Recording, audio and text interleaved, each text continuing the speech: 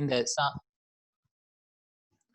சாதன பாதத்தின் பகுதியை துவங்கும் முன் ஆரோக்கியம் ஆனந்தம் யோகா சென்டர் மற்றும் awareness school of yoga and sports இணைந்து நடத்தும் இந்த வகுப்பு நடத்தி கொண்டிருக்கும் ஆசிரியர் மற்றும் இதை ஏற்பாடு செய்த அன்பு குணசேகரன் ஐயா அவர்களுக்கும் பிரசாத் ஐயா அவர்களுக்கும் எனது மனமார்ந்த நன்றியை தெரிவித்துக் கொண்டு வகுப்புக்குள் செல்லலாம்.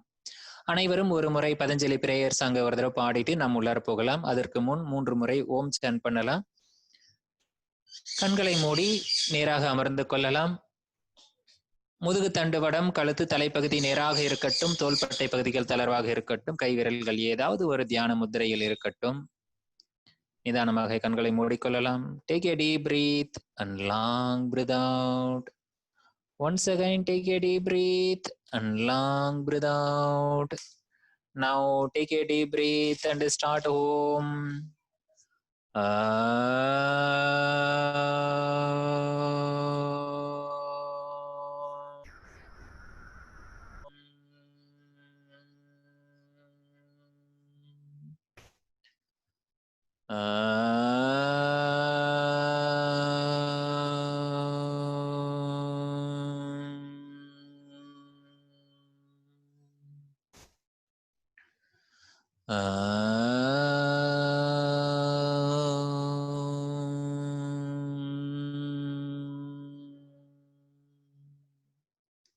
எல்லோரும் சேர்ந்து பாடலாம். யோகேன சித்தஸ்ய பதேன வாசாம் மலம் சரீரஸ்ய ச வைத்யகேன யோபாகரோத்தம் பிரவரம் முனீனாம் பதஞ்சலிம் பிராஞ்சலிரானதோஸ்மி. வாழ்க வளமுடன். சாதன பாதத்தின் முதல் சூத்திரம் அதாவது சாதன பாதத்தில் கிரியா யோகம் என்பது அறிமுகப்படுத்தப்படுவது. அதை தபக ஸ்வாத்தியாய ஈஸ்வர பிரணிதானானி கிரியா யோக முதல் சூத்திரம். இதை நாம் ஏற்கனவே பார்த்திருக்கோம். ஒரு குயிக் ரிவ்யூ பார்த்துட்டு நம்ம அப்படியே கண்டினியூஸா போகலாம். ஞாபகம் இருக்கா அப்படிங்கறத நீங்க நினைவுபடுத்தி கொண்டே வரலாம். ஐயா ஸ்லைடு வந்து 6வது ஸ்லைட்ல நிற்குங்க ஐயா. சூத்திரம்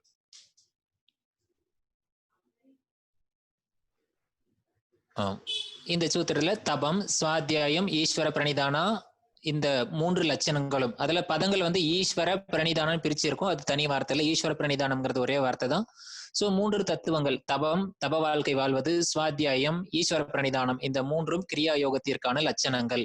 இந்த 3ஐ அடிப்படையாக கொண்டுதான் கிரியா யோகம் என்பது டெபினிஷன் இருக்கு. அடுத்த ஸ்லோகம் அதனுடைய பெனிஃபிட். கிரியா யோகத்தின் பலன் என்ன? சமாதி பாவனார்த்தக, ஒன்னு சமாதியை பாவிக்கலாம். இன்னொன்று கிளேச தனுக்கரணார்த்த, கிளேசம் தனுக்கரணம் செய்யப்படும். கிளேசம் தனுக்கரணம் செய்யப்படும் என்றால் கிளேசம் என்பவை யாவை? அது அடுத்த சூத்திரம். 3வது சூத்திரத்தில் அவித்யா, அஸ்மிதா, ராகத்வேஷா, அபினிவேசா, பஞ்ச கிளேசாக, கிளேசங்கள் 5 வகைப்படும். அவை அவித்யா, அஸ்மிதா, ராகம், துவேஷம், அபினிவேசம். அவித்யா என்பது அறியாமை, இக்னோரன்ஸ். அஸ்மிதா என்பது நான் என்ற அகங்கார். ராகா என்பது ஆசை. துவேஷம் என்பது வெறுப்பு. அபினிவேசம் என்பது மரண பயம். இவை 5ம் மனிதனுக்கு துன்பத்தை கொடுக்கக்கூடியவை, துன்பங்களாக இருக்கின்றவை என்று அர்த்தம். நமக்குள் துன்பமாக இருப்பது. அடுத்து இந்த கிளேசம் எப்படி உருவாகிறது அப்படிங்கிறதுக்கு அவித்யா சேத்திரம் உத்தரேசாம் பிரசுப்த தனு விச்சின்ன உதாரணம். அதாவது பிரசுப்தமாக இருந்தாலும் சரி, வாழ்க வளமுடன்,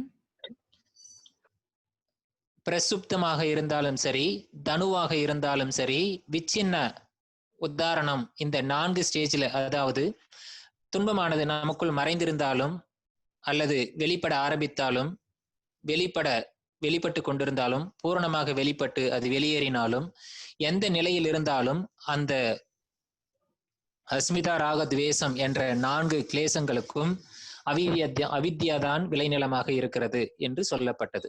பிறகு அவித்யா என்றால் என்ன? அது அடுத்த சூத்திரம். அனித்யா, அசுச்சி, துக்க, அனாத்மசு இவை அனித்தியம் என்றால் அனித்தியமானது, அசுச்சி என்றால் அசுத்தம், துக்கம் என்றால் துக்கம், அனாத்மசு என்றால் ஆத்மாவை தவிர மற்றதெல்லாம். அதை எப்படி புரிந்து கொள்கின்றோம்? நித்தியம் என்றும் சுத்தம் என்றும் சுகம் என்றும் ஆத்மா என்றும் விளங்கிக் கொள்வதை அவித்யா, அறியாமை. நிலையில்லாததை நிலையானது என்றும், அசுத்தத்தை சுத்தம் என்றும், துக்கத்தை சுகம் என்றும், அனாத்மாவை ஆத்மா என்றும் விளங்கிக் கொள்ளுதல் அவித்யா. அடுத்து அஸ்மிதா என்பது என்ன? திருக் தர்ஷன சக்தியோர் ஏக ஆத்மதா ஏவ அஸ்மிதா. திருக் தர்ஷன சக்தி. திருக் தர்ஷன சக்தி என்றால் நமக்குள் பார்க்கக்கூடிய சக்தி ஒண்ணு இருக்கு, அதாவது இறை சக்தி. நாம உயிரோட இருக்கிறோம் அப்படிங்கிறதுக்கு நமக்குள்ள இருக்கக்கூடிய ஆற்றல், அது ஒரு ஆற்றல். இந்த புலன்கள்லாம் செயல்படுது, காது கேட்கிற சக்தி இருக்கு, கண்ணுக்கு பார்க்கிற சக்தி இருக்கு. இந்த சக்தியும் அந்த சக்தியும் ஒன்னா இணைவதனால்தான் நாம் அனுபவிக்கிறோம். இத ரெண்டும் ஒன்னா சேர்த்து பார்த்தோம்னா அது நான் என்ற அகங்காரம்.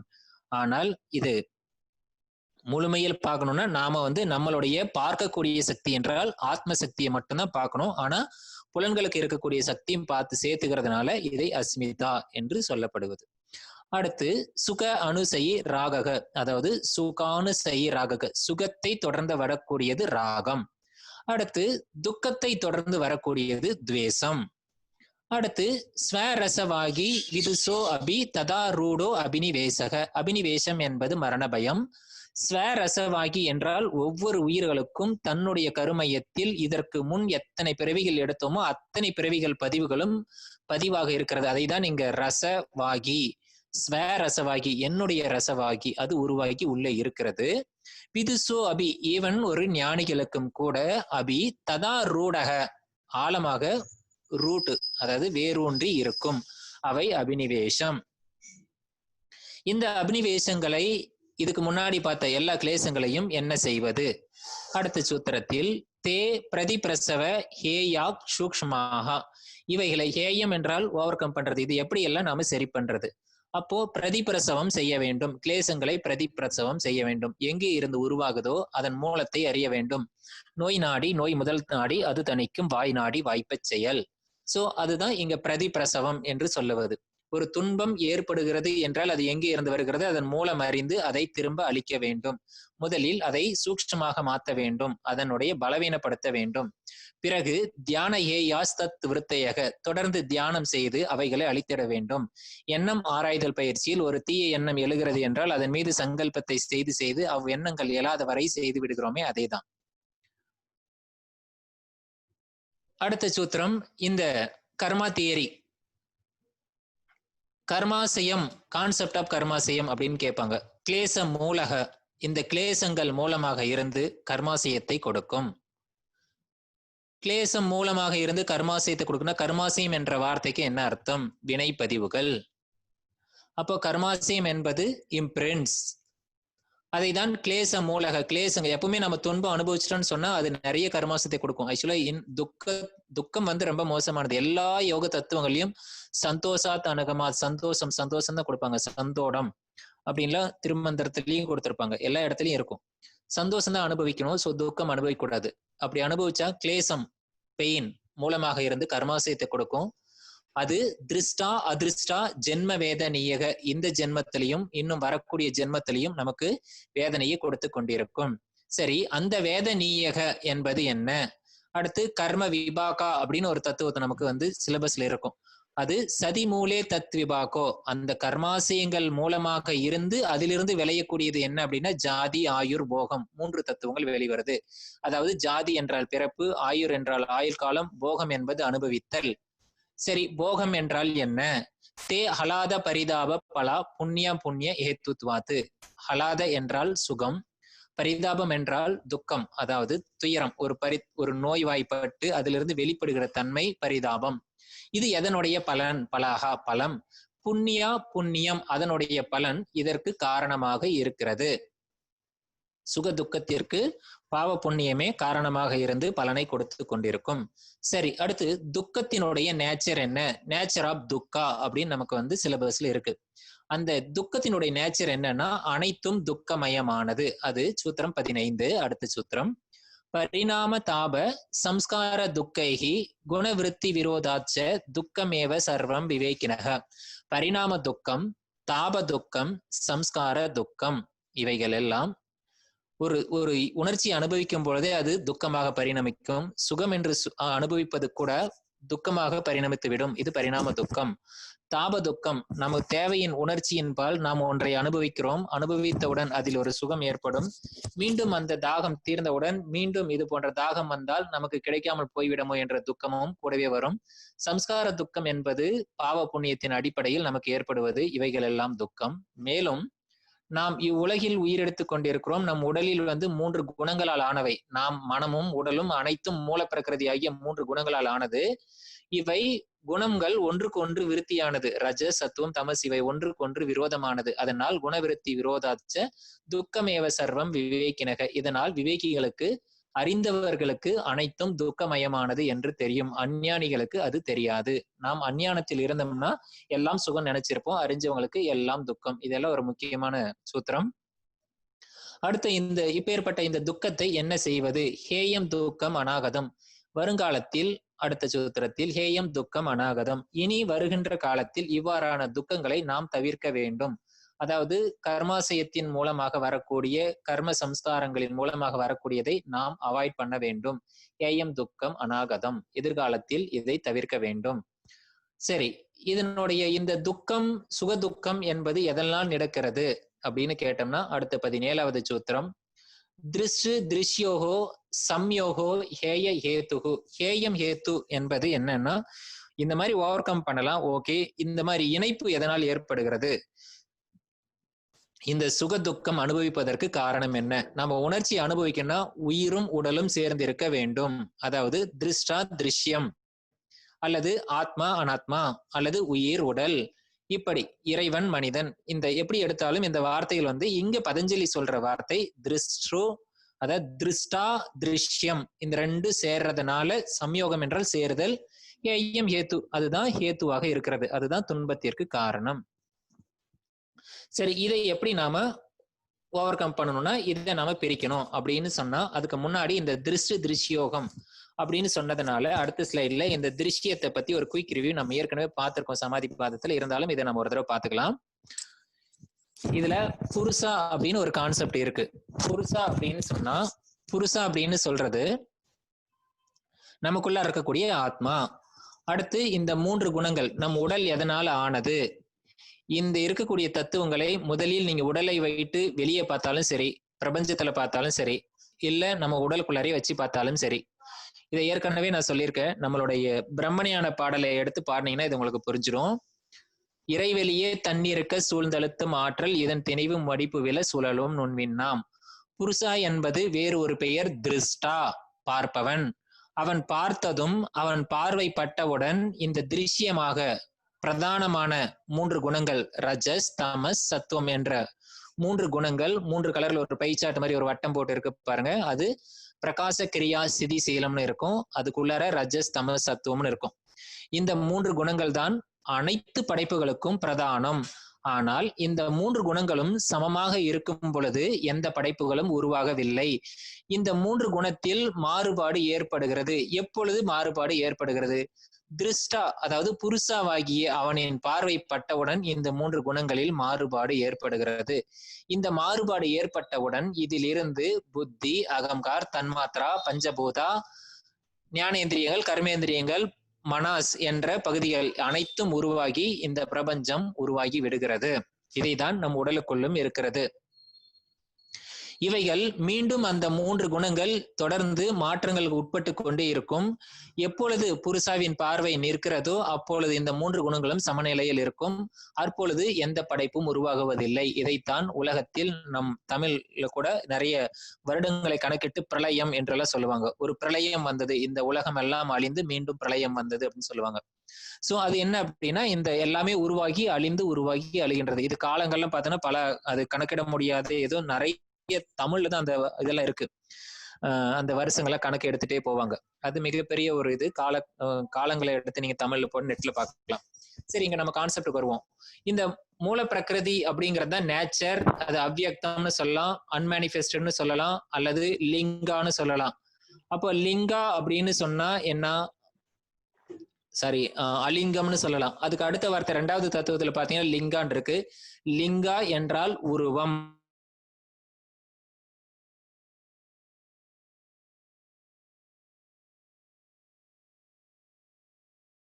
மூணாவது தத்துவம் பாத்தீங்கன்னா அன்மேனிஃபெஸ்டட், உருவாக்கப்படவில்லை. அன்மேனிஃபெஸ்டட், உருவாக்கப்படவில்லை. அது அவ்வியக்தம், சமஸ்கிருதத்துல அவ்வியக்தம்னு சொல்றோம். அப்போ அந்த அவ்வியக்தத்தில் என்ன இருக்குன்னா அங்க லிங்கா மட்டும் இல்லை, அலிங்கம். ஏனென்றால் அங்கே உருவம் ஏதும் இல்லை. உருவம் இல்லாததனால், ஆனால் குணம் இருக்கிறது. குணம் எப்படி இருக்கும்? நமக்குள்ளே வெளிப்படுது இல்லையா? ஒரு நேரத்துல ரஜோ குணம், தமோ குணம். நமக்கு உறக்கம் வருதுன்னா தமோ குணத்துக்கு போறோம், அறிவு செயல்படுதுன்னா சத்துவ குணத்துக்கு வரோம், சிந்தனைகளை உருவாக்குறோம் அப்படின்னு சொன்னா அப்ப 3 குணங்கள் மாறுது. அது என்ன உருவத்துல இருக்குன்னு சொன்னா உருவம் கிடையாது, அது நமக்குள்ளாரே இருக்கு. அப்போ அது அவ்வியக்தம், அது அலிங்கம். அது கீழே இருக்கக்கூடியது இரண்டாவது தத்துவம் லிங்கம். அதுக்கு அடுத்து அகங்கார் என்பது ஆவிசேஷம், தன்மாத்திரைகளும் ஆவிசேஷம். ஏனென்றால் அதெல்லாம் ஸ்தூலமானது. இப்போ மூன்றாவது தத்துவத்திலிருந்து 4, 5, 6 தன்மாத்திரைகள் எல்லாம் சூக்ஷ்மமானது என்றால், சூக்ஷ்மம் என்றால் புலன்களுக்கு எளிமையாக தெரியாது, ஆனா புலன்கள் அதை வச்சுதான் இயங்கும். அவ்வாறானது அதை விட அதிசூக்ஷ்மமானது புத்தி, அதை விட அதிசூக்ஷ்மமானது மூல பிரகிருதி. இந்த சூக்ஷ்மம் என்ற வார்த்தை கூட சொல்ல முடியாது. அவர் ஒன்றுமே இல்லாமல் இருப்பதுதான் புருஷா, அதான் சுத்தவெளி. இந்த சுத்தவெளியில் இருந்து வந்தவை விண் என்ற துகள் எங்க இருக்கு? ஆகாசுல இருக்கு. ஆகாசு அழுத்துச்சின்னு சொன்னா ஒரு ஆகாசம் சுழற்சி, சுத்தவெளியின் சூழ்ந்த அழுத்தத்தால அந்த விண் என்ற துகள் சுழலும் பொழுது அதுக்குள் இருந்து பல கோடிக்கணக்கான இறை துகள்கள் வெளியேறும். அதுதான் காந்தம். அந்த காந்த நிலைதான் இந்த மனமாகவும் அனைத்தும் புத்தியாகவும் அகங்காராகவும் அனைத்துமாக செயல்படுகிறது. அதனால்தான் காந்த நிலை அறியாமல் கடவுள் நிலை அறிய இயலாது. இப்ப நீங்க இறைஞான பாடல போய் பாருங்க. முறையாய் அக்காந்த அலை மனமாம் உயிர் உடல்களில், உயிர் உடல்ல அதே காந்தம் தான் மனமாக செயல்படுகிறது. மதி உயர்ந்து உண்மை பெற மா பிரம்ம ஞானமாம். எப்பொழுது இந்த மதி நமக்கு மதி உயர்தல் என்றால், இப்ப கீழே இருக்கக்கூடிய இந்த மதி அந்த மனசு, அதாவது இப்ப நம்ம என்ன சொன்னோம்? மனமாம் உயிர் உடல்களில், எங்க இந்த முறையாய் இக்காந்த அலை, அந்த இறை துகள்கள் புலன்கள் மூலமாக செயல்படும் போது அது மனசுன்னு சொல்றோம். அதை மதி உயர்ந்து என்ன அர்த்தம்னா மேல போனோம், அகங்கார் புத்தி, புத்திக்கு போனீங்கன்னா அது மதி உயர்ந்து உண்மை பெற அப்படின்னு சொன்னா, உண்மை பெறதுன்னா என்ன? புருஷனை நம்ம பார்க்கணும். அப்ப ரஜசும் சத்துவம், ரஜசும் தமோ குணமும் கழிச்சு விட்டுட்டோம்னா மீதி சத்துவம் இருக்கும். சத்துவத்துல மட்டும் நின்னோம்னா புருஷன் நம்மளை பார்க்கலாம், நாம் புருஷனை பார்க்கலாம். அப்ப உண்மை உணர்றோம். அதுதான் மா பிரம்ம ஞானம் அப்படிங்கிறது. சோ இந்த பாடல் தான் இங்க இவ்வாறாக வடிவமைக்கப்பட்டிருக்கு. சோ இது அடுத்தடுத்து வரக்கூடிய சூத்திரத்தில் இது எப்படி எல்லாம் வருது அப்படிங்கறத நம்ம போனோம்னா தெரிஞ்சிடும். அடுத்து பிரகாச கிரியா ஸ்திதிசீலம் பூதேந்திரியாத்மகம் போக அபவர்கார்த்தம் திருஷ்யம். இந்த 18வது சூத்திரம் 19வது சூத்திரம் திருஷ்ய நிரூபணம் அப்படின்னு சொல்லக்கூடியது. திருஷ்யத்தை நிரூபிக்கக்கூடிய இடம் எது? திருஷ்யம். மூல பிரகிருதியில் இருந்து மீதி உருவானது கீழே இருக்கு, அது எல்லாம் திருஷ்யம். அதாவது திருஷ்டாவை தவிர மீதி எல்லாம் திருஷ்யம். அது எப்படி சொல்றாங்க? பிரகாச கிரியா ஸ்திதி சீலம். இந்த பிரகாசம் கிரியா ஸ்திதி சீலம் என்றால் 3 குணங்கள், அதனுடைய ஒழுங்கமைப்பினால் வந்தவை எல்லாம் பூதம், இந்திரியங்கள். பூதம் என்றால் பஞ்சபூதங்கள், இந்திரியங்கள் என்றால் கர்மேந்திரியங்கள், ஞானேந்திரியங்கள். ஆத்மா என்றால் நம்மளுடைய ஆத்மாவாகிய நமக்குள்ளார் இருக்கிறது. அகங்கார் என்றால் அந்த ஆத்மாவின் வெளிப்படும் தன்மை அகங்கார். அடுத்து போக அபவர்கார்த்தம் திருஷ்யம்னா இவைகள் எல்லாம் எதற்காக படைக்கப்பட்டது? இந்த ஆத்மாவாகிய நான் அகம் என்ற அகங்காரம் கொண்டு, நான் என்ற உணர்வு கொண்டு ஒவ்வொரு உயிரினமும் ஒவ்வொரு மனிதனும் போகத்திற்காக, போகம் என்றால் அனுபவிப்பதற்கு, அனுபவித்து என்ன செய்ய போகிறான்? அபவர்க்கம். அபவர்க்கம் என்றால் மோட்சம். போகத்திற்காகவும் அபவர்க்கத்திற்காகவும் இந்த உலகம் படைக்கப்பட்டிருக்கு. அப்ப இந்த உலகம் எதற்காகத்தான் படைக்கப்பட்டிருக்குன்னா நாம் எல்லாம் அனுபவிச்சு மோட்சத்தை அடைவதற்காக. அனுபவிக்கும் பொழுது இறைவனின் படைப்பால் இவ்வாறு எல்லாம் படைக்கப்பட்டிருக்கிறது. இதையெல்லாம் நாம் அனுபவித்துக் கொண்டிருக்கிறோம். அனுபவித்து இறுதியில் நாம் அந்த இறைவனையே போய் சேர போகிறோம் என்பதற்காக எல்லாம் படைக்கப்பட்டிருக்கு. இதுதான் இந்த சூத்திரம் திருஷ்யத்தை சொல்லுது. திருஷ்யத்துல என்னன்னா, திருஷ்யம்னா என்ன, அது எதுக்காக படைக்கப்பட்டிருக்குங்கிற ரீசனும் கொடுக்கப்பட்டிருக்கு இந்த ஒரே சூத்திரத்துல. அடுத்த சூத்திரம் 19வது சூத்திரம் போனோம்னா, விசேஷ ஆவிசேஷ லிங்க மாத்ரா அலிங்காணி குண பர்வாணி. இப்ப நாம அங்க விசேஷம், ஆவிசேஷம், லிங்கம் அப்படின்லாம் பார்த்தோம். அதாவது அலிங்கம், லிங்கம் அப்படின்னு பார்த்தோம். மூல பிரகிருதிங்கிற இடத்துல அலிங்கம்னு குறிப்பிடப்படல.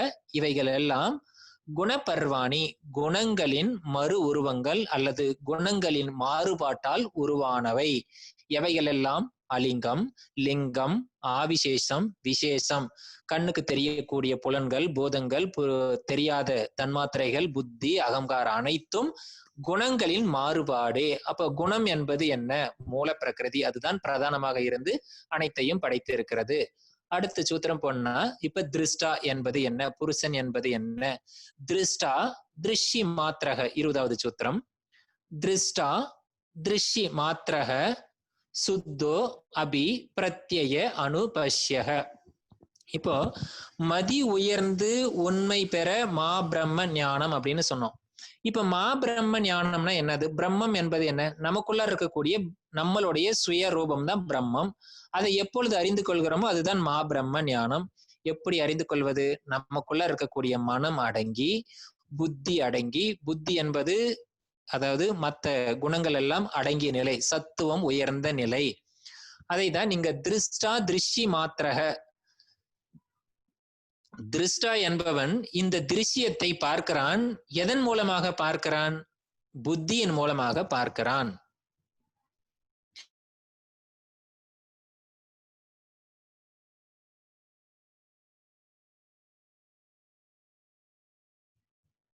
திருஷ்டா திருஷ்டி மாத்திரக சுத்தோ அபி பிரத்யய. பிரத்தியம் என்றால் அனுபவித்தல் அல்லது மனம் அடங்கிய நிலையில் உணர்வது.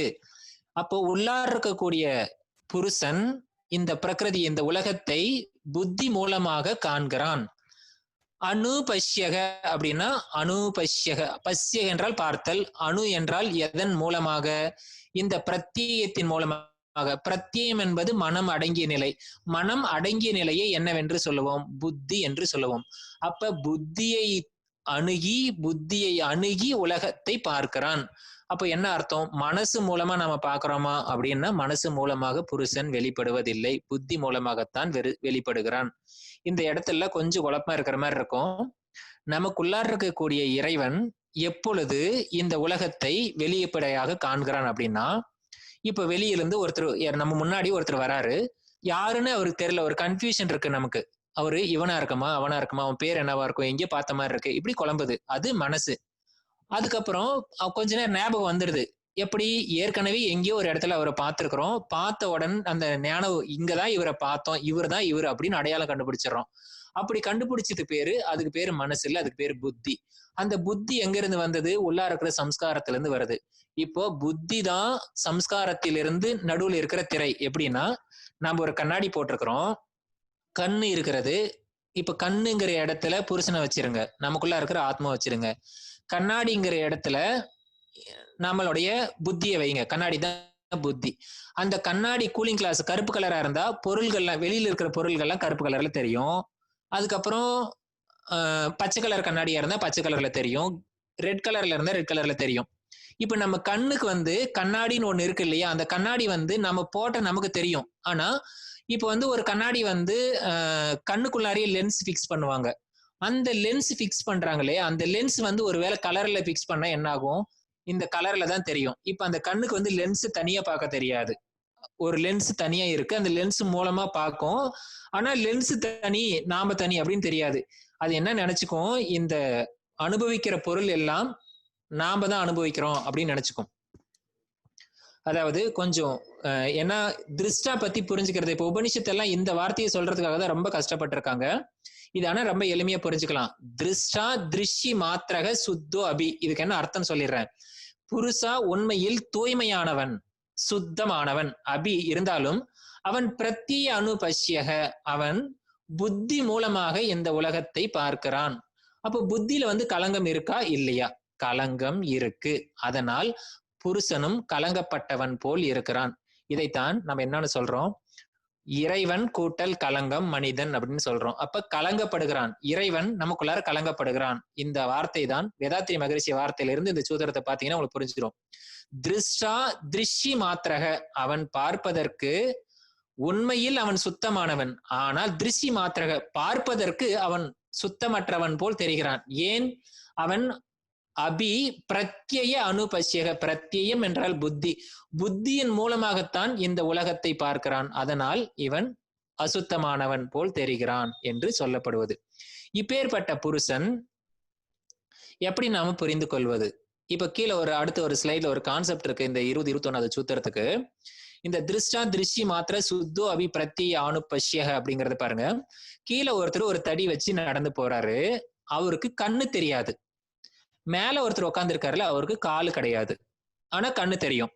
இவங்க 2 பேரும் ஒரு காட்டுல இருக்கிறாங்க, 2 பேரும் வீடு போய் சேரணும். எப்படி சேர்றது? கண்ணு இருக்கிறவன் மேல இருந்து உக்காந்துட்டு சொல்றான், அப்பா நீ இந்த வழியை நான் சொல்றேன், லெப்ட் ரைட்னு சொல்றேன், நீ அந்த வழியில நடு, நான் உன் மேல உட்காந்துக்கிறேன், நீ எடுத்துட்டு போலாம் அப்படின்னு சொல்றான். இப்போ மேல இருக்கிறவன் கண்ணுல அவன் பார்த்து சொல்றான், அவன் காட்டுகிற பாதை எங்க? வீட்டுக்கு போற பாதை. கீழே இருக்கிறவன் என்ன பண்றான்? அந்த தடியை வச்சுக்கிட்டு, கை தடியை வச்சுட்டு மேல இருக்கிறவன் சொல்றபடி நடந்து போனா வீடு போய் சேரலாம். ஆனா நீ மேலதானே உட்காந்துருக்க, நீ சும்மா உட்காந்துரு, ஏன் இஷ்டம் போல நான் போவேன், என்கிட்ட கையில தடி இருக்கு, நான் தடவி தடவி போய்க்கிறேன் அப்படின்னு சொல்லி போனா வேறு பாதை கிடைக்காமல் இந்த காட்டிலேயே உரண்டு கொண்டு இருக்கணும். இது என்ன வாழ்க்கை தத்துவத்தை கொடுக்குது அப்படின்னு சொன்னா, புருஷனாகிய ஆத்மா அறிவு சுரூபமாக உள்ளே இருந்து அவன் மனசாட்சி என்றெல்லாம் சொல்லுவாங்க, நம்ம பயன்படுத்துவோம். அவன் உண்மையான தூய்மையான அறிவாக இருந்து அவன் நம்மை வழி நடத்துகிறான். ஆனால் நாமளோ நம் கையில் இருக்கும் தடி போல் இந்த புலன்களை பயன்படுத்தி கொண்டு புலன்கள் சொல்லும் வழியில் நாம் நடந்து கொண்டிருப்பதனால் நாம் வீடு பேறு அடைய முடிவதில்லை. அதனால் புருஷன் உள்ளே இருந்து பார்க்கிறானே அவன் சொல்ல வேண்டும். அவன் எப்பொழுது உண்மையை சொல்லுவான் என்றால், தியானம் செய்யும் பொழுது அவன் உள்ளே இருந்து, இப்ப எப்படின்னா அவன் எப்படி மறைக்கப்பட்டிருக்கான் அப்படின்னு சொன்னா, ஒரு விளக்கு எரிகிறது, அதற்கு ஒரு ராட்டனம், ஒரு லைட் இருக்கிறது, அது கண்ணாடி சைட்ல இருக்கும். அந்த கண்ணாடியில கருப்பு கலர் கரி பூந்துக்குச்சு அப்படின்னு சொன்னா அந்த லைட்ல இருந்து வர வெளிச்சம் மறைக்கப்பட்டுரும், வெளியில வெளிச்சம் கம்மியா வரும். அது போல நம்மளுடைய கலங்கங்கள் உள்ளார இருக்கக்கூடிய புருஷனுடைய ஒளியை மறைச்சி வச்சிருக்கு. அதைத்தான் நம்ம பிரகாச ஆவரணம் என்று இங்க பதஞ்சலி பயன்படுத்துறாரு. பிரகாசம் ஒளிரக்கூடியதை ஆவரணம் போல இருந்து மறைத்து கொண்டிருக்கிறது, அது கர்மாசயம். அது மறைஞ்சிருக்கிறதுனால மேல இருந்து உட்கார்ந்து இருக்கிறவன் சொல்றத கீழே இருக்கிறவன் கேட்கறதுல, அதனால நம்ம இந்த உலகத்திலேயே பிறந்து பிறந்து எடுத்துட்டு இருக்கோம். அதுதான் கீழே அடுத்த சூத்திரத்துல போனா, அந்த தத் அர்த்த ஏவ திருஷ்யஸ்ய ஆத்மா.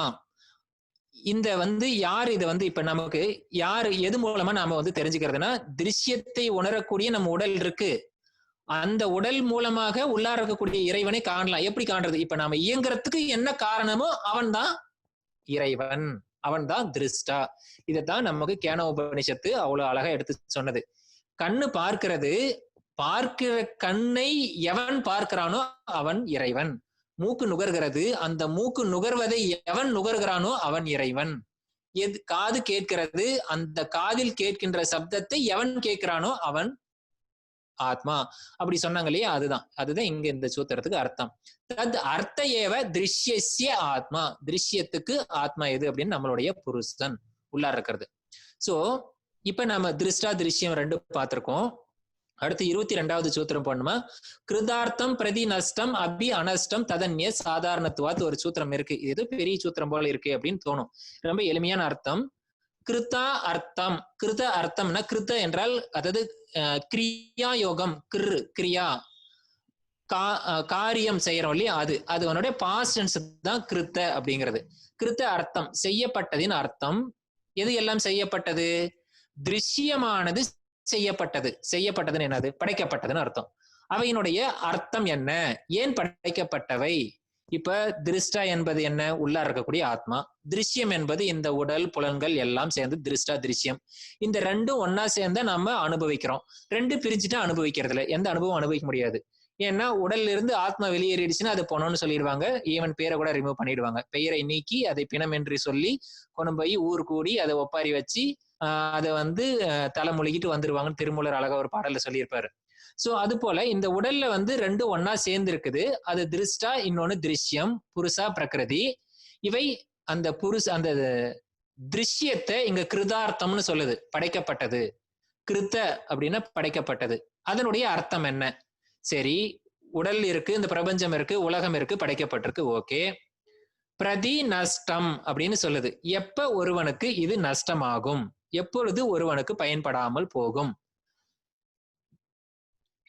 எப்பொழுது நமக்கு ஞானம் கிடைக்கிறதோ, எப்பொழுது நமக்கு முக்தி கிடைக்கிறதோ, அப்பொழுது இந்த உலகம் நமக்கு நஷ்டமாகிவிடும். நஷ்டம் என்றால் வீணாகுவதில்லை, நாம் பயன்படுத்துவதில்லை, நமக்கு பயன்படாது, நமக்கு பயன்படாதது நஷ்டம் என்று இங்கு சொல்லப்படுகிறது.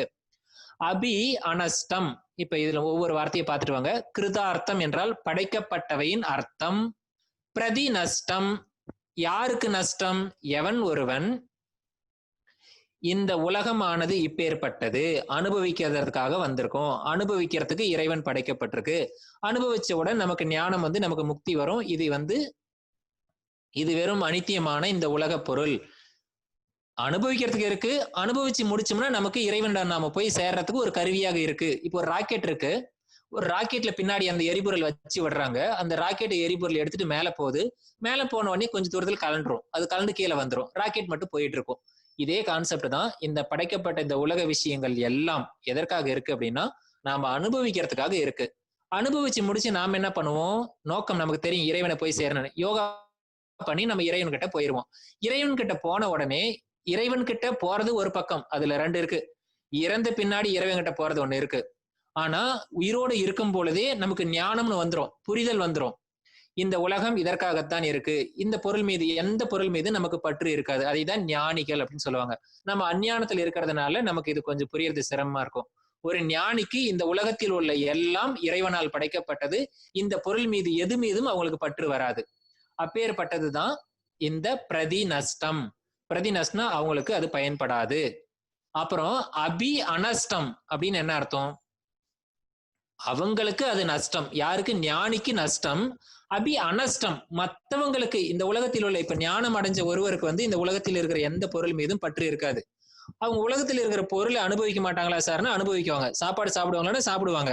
ஆனா அவங்க எந்த ஒரு இதை அனுபவிச்சாலும் அதன் மீது பற்று இல்லாமல் இருப்பார்கள். அதனால் இந்த உலக விஷயங்கள் அவர்களுக்கு நஷ்டம். அபி அனஷ்டம், இருந்தாலும் அது அனஷ்டம், நஷ்டம் அடையவில்லை. யாருக்கு நஷ்டம் அடையவில்லை? தத் அந்நிய சாதாரணத்துவாத், சாதாரண மக்களுக்கு அது நஷ்டம் அடையவில்லை. அப்ப ஒருவர் ஞானம் கிடைத்து விட்டது என்பதற்காக இந்த உலகம் அழிந்து விடாது. மீதி ஞானம் பெறாத இருக்கக்கூடிய கோடான கோடி மக்களுக்காகவும் உயிரினங்களுக்காகவும் இந்த இயற்கை, இந்த பிரகிருதி மீண்டும் அதனுடைய பணியை இயற்கை செய்து கொண்டே இருக்கும். அதுதான் இந்த வார்த்தைக்கு அர்த்தம், இந்த ஸ்லோகத்திற்கு. கிருதார்த்தம் படைக்கப்பட்டவை, பிரதி நஷ்டம் அவை முழுவதுமாக நஷ்டமாகி விடுகிறது. யாருக்கு? யோகிக்கு. அபி அனஷ்டம், நஷ்டம் அடையவில்லை. யாருக்கு? தத் அந்நிய சாதாரணத்துவாத். இதை புரிந்து கொண்டோம்னா நமக்கு ஈஸி. ஏன் அப்படின்னு சொன்னா, ஸ்வஸ்வாமி சக்தியோகோ ஸ்வரூப உபலப்தி, அடுத்த சூத்திரத்துல போனோம்னா இப்படி இருக்கு. ஸ்வஸ்வாமி சக்தியோகோ ஸ்வரூப உபலப்தி ஹேத்து சையோக. உடலோடு நாம நம்மை இணைச்சி வச்சிருக்கோம், உடலோடு தான் நம்ம ஆத்மாவாகிய ஒண்ணு, அதாவது ஸ்வஸ்வாமி சக்தி. என்னுடைய ஸ்வ என்றால் நான், என்னுடைய சுவாமி. எது என்னுடைய சாமி? என்னுடைய சுவாமி என்றால் அந்த சுவாமி என்ற வார்த்தையை பிரிங்க, ஸ்வ ஆமி. சோ அதுதான் வந்து தஸ்யாமி, பஷ்யாமி, கரோமி அப்படின்னு சொல்றோம். அது என்னன்னா மீன, என்னுடைய மீன. தமிழ் இங்கிலீஷ்ல கூட ஒரு வார்த்தை இருக்கு, மீன்ற என்னை குறிப்பிடக்கூடியது. ஸ்வ ஆமி என்றால் கடவுள், நான் தான் கடவுளாக இருக்கிறேன், எனக்குள் கடவுள் இருக்கு இல்ல. சுவாமி என்றாலே என்னுடைய கடவுள் அல்ல, நானே கடவுள். அப்படி ஸ்வ சுவாமி, என்னுடைய கடவுள் சக்தி, எனக்குள்ள இருக்கக்கூடிய கடவுள் சக்தி. அது ஸ்வரூப உபலப்தி. ஸ்வரூபம் என்றால் என்னுடைய ரூபம், இந்த அனாத்மாவாகிய உடல்.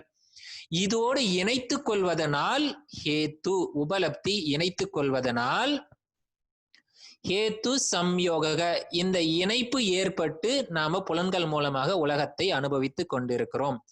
இந்த ஹேத்து, இந்த சம்யோகம் என்பது நமக்கு நீங்க வேண்டும். ஆனால் இந்த இணைப்பு தான் காரணம். இந்த இணைப்பின் மூலமாகத்தான் நாம் அனைவரும் அனைத்தும் அனுபவித்து கொண்டிருக்கிறோம். இதை என்ன செய்வது? ஏன் இவ்வாறான இணைப்பு ஏற்படுகிறது? மூல பிரகிருதியில இருந்து உருவான பிரகிருதி, அதற்கு முன் இருக்கக்கூடிய புருஷா, இவை ரெண்டும் ஒன்னாக சேர்ந்து கொள்வதனால் இந்த இணைப்பு. இந்த இணைப்பு இருந்தாதான் நம்ம எல்லாமே அனுபவிக்கிறோம். இப்ப புரிஞ்சிருக்கும். சரி, இந்த இணைப்புக்கு என்ன காரணம்? 24வது சூத்திரம். 24வது சூத்திரத்துல பாத்தீங்கன்னா தஸ்ய ஹேத்துர் அவித்யா. இப்ப ஹேத்துன்னா காரணம், இவ்வாறான இணைப்புக்கு காரணம் அவித்யா அப்படின்னு சொல்லுது. இப்ப வித்யா வந்தா என்ன ஆகும்? இப்ப நாம எல்லாம் என்னவா இருக்கோம்? ஏன் நம்மளோட இப்ப நமக்கு ஒரு உடல்ல யாரோ ஒருத்தர் துன்புறுத்தினாங்கன்னா நமக்கு வலியை அனுபவிக்கிறோம். இந்த உலகத்துல ஏதாவது ஒண்ணு கிடைக்கலன்னா நம்ம துன்பப்படுவோம். அதுக்கு காரணம் என்ன? அறியாமை.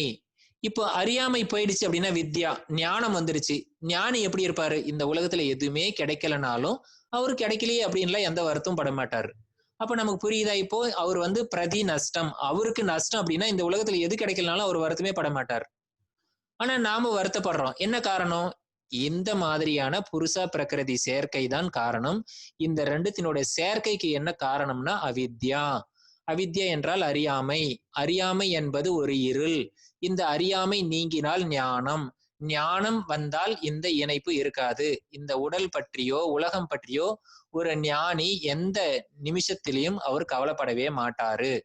அவருக்கு இந்த உலகம் ஒரு பொருட்டே கிடையாது. ஏனென்றால் நான் எப்பொழுது இந்த உடலை விட்டு வெளியேறினாலும் அடுத்து நான் இறைவனைத்தான் சேரப்போகிறேன், மோட்சம்தான் என்ற நிலையில் அவர் இருப்பார். அதற்கு பெயர் தான் விதேக முக்தி. அவர் லைன்ல இருக்காரு. அதாவது அடுத்து அவரு இப்ப வந்து ஒரு எட்ஜுக்கு போய் நிக்கிறாரு, கீழே விழுந்தா அவர் தண்ணீர் விழுவாரு. அது மாதிரி அவர் விழுந்தா அடுத்து வந்து கடவுள்கிட்ட தான் போக போறாரு. அவர் எதுக்காக வெயிட் பண்ணணும்? எதுக்காகவும் பயப்படவே தேவையில்லை. இதை வந்து இப்படி ஒரு நிகழ்வு இருக்கா அப்படின்னு சொன்னா இருக்கிறதுனாலதான் எல்லாரும் நம்ம இறந்த பிறகு நமக்கு என்ன போஸ்டர் அடிக்கிறாங்க அப்படின்னா இறைவன் அடி சேர்ந்தார் அப்படின்னு சொல்றாங்க. ஆனா உண்மையிலே இறைவன் அடி சேர்ந்தாரா அப்படின்னு சொன்னா அது பொய். எவர் ஒருவர் வாழும்போது ஞானம் அடைந்து அவர் இறைவனை அடைவதற்கு யோகம், ஜீவாத்மா பரமாத்மாவோட இணையத்துக்கு தயாராக இருக்கிறாரோ அவர்தான் இறைவன் அடி சேருகிறார். ஆனால் நாம ஒரு நிம்மதிக்காக, ஒரு சாட்டிஸ்ஃபைக்காக நாம அப்படி போட்டுக்கிறோம். இப்ப உங்களுக்கு புரிஞ்சிருக்கும் எதற்காக ஞானம் பெற வேண்டும் என்பது. தத் அபாவே தத் அபாவாத் சம்யோக அபாவோ ஆனம் தத்ரிஷே கைவல்யம். 25வது சூத்திரம். இந்த சூத்திரத்துல பாத்தீங்கன்னா அதனுடைய விளக்கம் இருக்கு. தத் அபாவாத் அப்படின்னு ஒரு வார்த்தை இருக்கு. பாவம் என்றால் பாவித்தல், அபாவம் என்றால் பாவனைக்கு எதிர்ப்பதம். பாவித்தல் இல்லை. எது பாவித்தல் இல்லை? நாம் சுக துக்கங்களை பாவிக்கின்ற அந்த பாவனை இல்லை. அப்படின்னு என்ன அர்த்தம்? புருஷ பிரகிருதினோட இணைப்பு இல்லை. அதைதான் இங்க சொல்றது. அந்த அபாவாத், அந்த அபாவம் பாவித்தல் இல்லாமல் போனால், தத் அபாவாத் என்றால் அது இல்லாமல் போனால். எது இல்லாமல் போனால்? சம்யோகம் அபாவோ, சம்யோகம் இல்லாமல் போனால். எந்த சம்யோகம்? புருஷ பிரகிருதி சம்யோகம் இல்லாமல் போனால் ஹானம். ஆனம் என்றால் என்ன? கைவல்யம். யாருக்கு கைவல்யம்? திருஷ்யே கைவல்யம். புருஷனுக்கு கைவல்யம். புருஷ ஆனவன் தூய்மையானவன். அவன் இந்த உலகத்திற்கு வந்தான், பிரகிருதியோட ஒன்னா இணைஞ்சு போகங்களையும் அனுபவங்களையும் அனுபவித்தான். அனுபவித்து முடித்த பிறகு அவன் மீண்டும் இறைவனையே வந்து சேர வேண்டும். அதுதான் புருஷார்த்தம். இங்க என்ன பார்த்திருக்கோம்? இது வரைக்கும் பார்த்தோம். புருஷ பிரகிருதி ரெண்டு தனித்தனியா பார்த்தோம். ரெண்டுத்தினோட சேர்க்கையினால அனுபவிக்கிறோம்னு பார்த்தோம். இந்த ரெண்டுத்தினோட சேர்க்கைக்கு என்ன காரணம்னு பார்த்தா அறியாமை காரணம். இப்ப என்னாச்சு? புருஷா என்பவன், நாம் தான் ஒரு புருஷா என்பவன் உலகத்துக்கு வந்தான், ஒரு பொண்ணு கல்யாணம் பண்ணிக்கிட்டான்.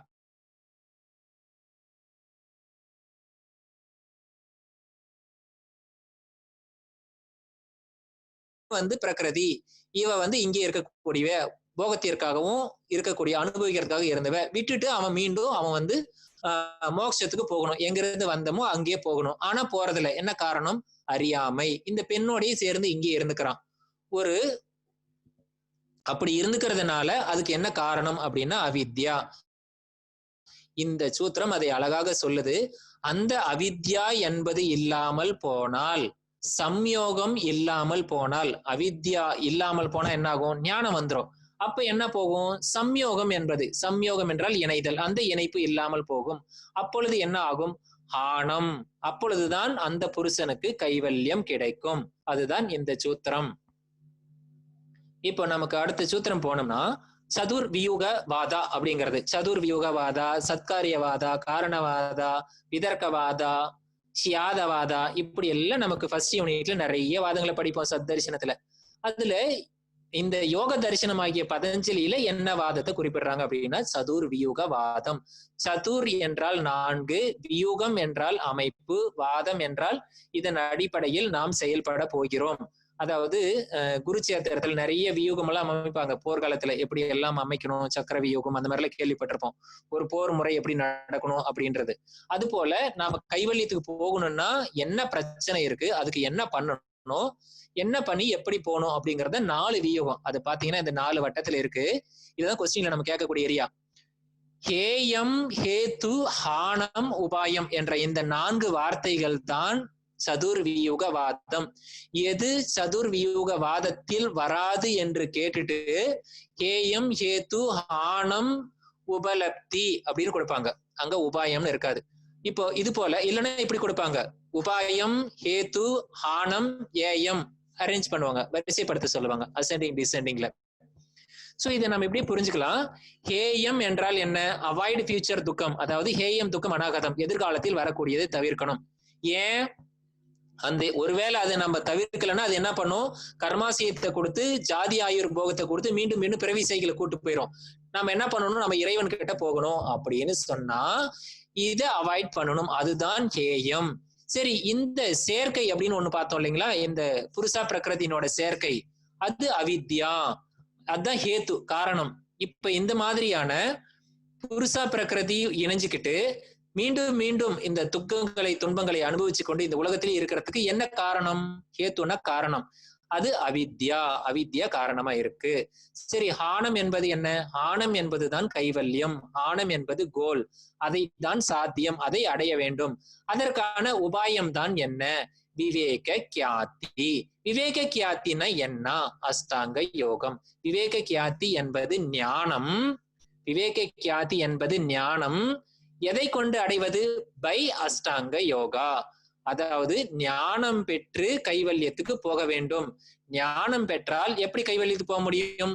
அவித்யா என்பது நீங்கிவிடும். அவித்யா நீங்கியவுடன் நமக்கு இந்த சுகதுக்கம் இருப்பதில்லை. அப்பொழுது நம்ம புருஷ பியூர் ஆயிடுறோம், நாம கைவல்யத்தை அடைறோம். இந்த சதுர் வியூகவாதத்தை கிளியரா புரிஞ்சு வச்சுக்கோங்க. இதுதான் வாழ்க்கை தத்துவம். இவ்வளவுதான். இதுதான் பதஞ்சலி சொல்ல வரக்கூடிய தத்துவ முறைகளே. இதோட பதஞ்சலி யோக சூத்திரம் ஓவர். ஒரு பக்கம் பார்த்தா இப்படி இது மேல் கொண்டு அவர் எக்ஸ்பிளைன் பண்ண போறாரு. எப்படி சொல்றாரு பாருங்க. விவேக கியாத்தேர் அவிப்ளவா ஆன உபாயக. அப்ப அந்த விவேக கியாத்தி என்பது அவிப்ளவா ஆன உபாயக. விவேக கியாத்தி என்றால் ஞானம், அவிப்ளவா என்றால் என்ன அப்படின்னு நமக்கு தெரியணும். ஆன உபாயம் என்னன்னு தெரியுது. ஆனம்னா கைவல்யம், உபாயம் என்றால் அதற்கான உபாயம் அப்படின்னு பாக்குறோம். இப்போ விப்ளவம் என்றால் என்ன அர்த்தம் அப்படின்னா, நமக்கு ஒரு ஞானம் இருக்கு. இப்போ இந்த சூத்திரங்கள்லாம் படிச்சுட்டு இருக்கோம், நமக்கு கொஞ்சம் புரிஞ்ச மாதிரி இருக்கு. ஆனா உள்ளார ஒரு பயம் இருக்கு. ஐயோ இதெல்லாம் எங்க மறந்து போயிருமோ, எக்ஸாம் டைம் வரும்போது மறந்து போயிருமோ அப்படின்னு நமக்குள்ளார ஒரு விப்ளவம் இருக்கும். அதுதான் விப்ளவம் அப்படின்னு சொல்றது. ஒரு ஞானம் கிடைச்ச உடனே இந்த ஞானத்துல ஏதாவது தவறு இருக்குமோ, இந்த ஞானம் நமக்கு பத்தாமல் போயிடுமோ, இந்த ஞானம் ஒருவேளை மறைஞ்சு போயிருமோ அப்படின்னு பயம் இருக்கும். அது போல இல்லாமல் அவிப்ளவா, எந்த விதமான களங்கமும் ஏற்படாத ஞானம், முழுமையான ஞானம் அல்லது பூரண ஞானம். விவேக கியாத்தி என்பது அதுதான். அப்பேற்பட்ட ஞானம் அவிப்ளவா. அப்பேற்பட்ட ஞானம் நமக்கு கிடைச்சதுன்னா அவிப்ளவா ஞானம், அவிப்ளவா விவேக கியாத்தி. அது மூலமா உபாயம், ஆன உபாயம் கைவல்யத்தை அடலாம். உபாயம் என்பது அஷ்டாங்க யோகம். அந்த அஷ்டாங்க யோகம் என்பது கிடைப்பதற்கு முன்னாடி ஒரு சூத்திரம், 27வது சூத்திரம். அந்த அவிப்ளவா ஞானம்னு சொன்னமே, அதை இங்க எக்ஸ்பிளைன் பண்றாரு. தஸ்ய சப்ததா பிராந்த பூமி பிரக்ஞா. அந்த பிரக்ஞா என்றால் ஞானம். அது எப்படி நிகழ்கிறது என்றால் பிராந்த பூமி, படிப்படியாக நிகழ்கிறது. படிப்படியாக நிகழ்ந்து கடைசியில முக்தி ஞானம், முழுமையான ஞானம் இருக்கு. அந்த ஞானம் 7 படிநிலைகளை உடையது. தஸ்ய அப்படின்னா முன்னாடி பார்த்த அந்த ஞானத்தை சொல்றது. தஸ்ய சப்ததா பிராந்த பூமி. என்னென்ன 7 படிநிலை இருக்குன்னு நம்ம கொஸ்டின்ல கேட்பாங்க, இல்ல வரிசைப்படுத்த சொல்லுவாங்க. ஜிக்னாசா. ஜிக்னாசா என்றால் என்ன? இன்னொன்றை நான் கற்றுக்கொள்ள வேண்டும் என்ற ஒரு விஷயம் ஏதும் நமக்கு இருக்காது. நமக்கு ஞானம் வந்துடுச்சு. ஞானம் வந்த பிறகு நமக்கு இப்ப ஞானம் வந்திருக்கு அப்படின்னா ஒரு பாதியான ஞானம் வந்திருக்கு அப்படின்னு சொன்னா நமக்கு அந்த ஞானத்துல முழுமை இருக்காது. அப்ப என்ன வரும்? நமக்கு இன்னும் நாம எதையே கத்துக்கணும் அப்படின்னு தோணும். பஞ்சலி யோக சூத்திரம் முழுசா படிச்சதுக்கு அப்புறம் இன்னொரு சூத்திரம் நம்ம படிக்கிறதுக்கு இருக்குமா? இருக்காது. எஸ் சார் என்னோட நேம் இருக்குங்க சார். ரீஎன்ட்ரி ஆனதுனால என்ன சார் வெளியில தள்ளிடுறாருங்க சார்.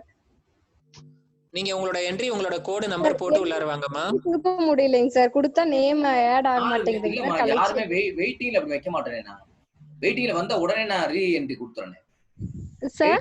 வெயிட்டிங் ரூம்ல அப்படி யாரும் இல்லையே மாமா. வெளியில போற மாதிரி இருக்கு சார். இல்லம்மா ஆமா அதுக்கு அது என்ன காரணம்னு சொல்றேமா, உங்க நெட் வந்து ப்ராப்ளமா, அது வெளியே போயிட்டு வருது. நீங்க உட்கார்ந்து இருக்கிற இடத்த விட்டு எழுந்து நின்று வேற இடம் போய் செக் பண்ணுங்கம்மா. உங்களுக்கு உங்களோட மொபைல் எடுத்துட்டு மூவ் ஆகுங்க. வாழ்க வளமுடன்மா. அது வந்து இங்க ப்ராப்ளம் இல்லம்மா, உங்க மொபைல கனெக்ட் ஆகி டீகனெக்ட் ஆகி வரும். வாழ்த்துக்கள், வாழ்க வளமுடன்மா. தஸ்ய சப்ததா பிராந்த பூமி பிரக்ஞா, 7 படிநிலைகளுடைய ஞானம். அவை என்னன்னு பார்த்தீங்கன்னா, ஜிக்னாசா, ஒன்றை நான் மேலும் அறிய வேண்டும் என்ற நினைப்பு நமக்கு வராது அந்த ஞானத்துல. ஜிகாசா என்றால் இன்னொன்றை நான் அடைய வேண்டும் என்பதும் நமக்கு இருக்காது, இரண்டாம் அறிவு. அதாவது எந்த விதமான ஆசையும் நமக்கு இருக்காது. அடுத்து பிரேப்சா, பிரேப்சா என்றால் பிரேப்சா கூட்டல் இக்ஷா, எந்த விதமான யாரும் நமக்கு ஏதாவது ஒண்ணு கொண்டு வந்து கொடுக்கணும், நமக்கு யாராவது வழங்கணும் அப்படிங்கிற எந்த எதிர்பார்ப்பும் இருக்காது. சிகிச்சா, இன்னொன்றை நான் கற்றுக்கொள்ள வேண்டும் அல்லது இன்னொன்றை அடைய வேண்டும் அப்படிங்கிறது. அடுத்து வந்து விக்ஷேபா, நான் ஒன்றை இன்னொன்னு செய்ய வேண்டும், செய்து முடிக்க வேண்டியது ஏதாவது இருக்கு அப்படின்னா எதுவும் இருக்காது. அடுத்து பய நிவர்த்தி, சோக நிவர்த்தி, இது போல எந்த விதமான கலங்கமும் இல்லாத பூர்ணமான ஒரு ஞானம் என்பதுதான் இதற்கு முன்னாடி பார்த்த அவிப்ளவா ஞானம். அதுதான் நமக்கு வேண்டும். மீதி எந்த விதமான ஞானமும் நமக்கு கைவல்யத்துக்கு கை கொடுக்காது. அப்பேற்பட்ட ஞானத்தை நாம் அடைய வேண்டும் என்பதைத்தான் இங்க குறிப்பிடப்படுவது 26வது சூத்திரத்தில். அதற்கு ஒரு சின்ன விளக்கம் கொடுத்திருக்காரு. அது 7 படிநிலைகளை உடையது. தஸ்ய சப்ததா பிராந்த பூமி பிரக்ஞா. அடுத்த சூத்திரம் போனோம்னா 28வது சூத்திரத்துல அந்த ஞானத்தை எப்படி பெறுவது. இப்ப உபாயம் சொல்லியாச்சு. அந்த விவேக கியாதி அதை எப்படி நாம பெறுவது? யோக அங்கங்களை அனுஷ்டானம் செய்து அசுத்தியை க்ஷயம் செய்து அசுத்தியை குறைச்சி ஞானம் ஒளி பெற்று விவேக கியாதி ஞானியாக திகழ்வாய் அப்படின்னு சொல்றாரு. எப்படி பாருங்க, அப்படி இந்த நம்ம இப்ப சொன்ன தமிழ் வார்த்தை அப்படியே சமஸ்கிருதத்தில் பாருங்க.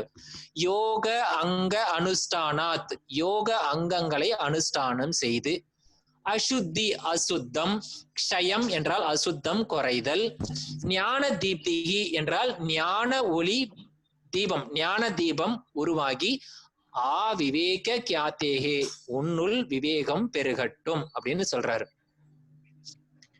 இப்போ இந்த சூத்திரத்தில் இருக்கக்கூடிய ஒரு அழகான சூத்திரம் எது எப்படின்னு பார்த்தோம்னா, யோக அங்க அனுஷ்டானாத் அசுத்தி க்ஷயே ஞான தீப்திர் ஆ விவேக கியாத்தே. நல்லா தெளிவா புரிஞ்சுக்கலாம், தமிழ்லயே இருக்கிற மாதிரிதான் இருக்கு.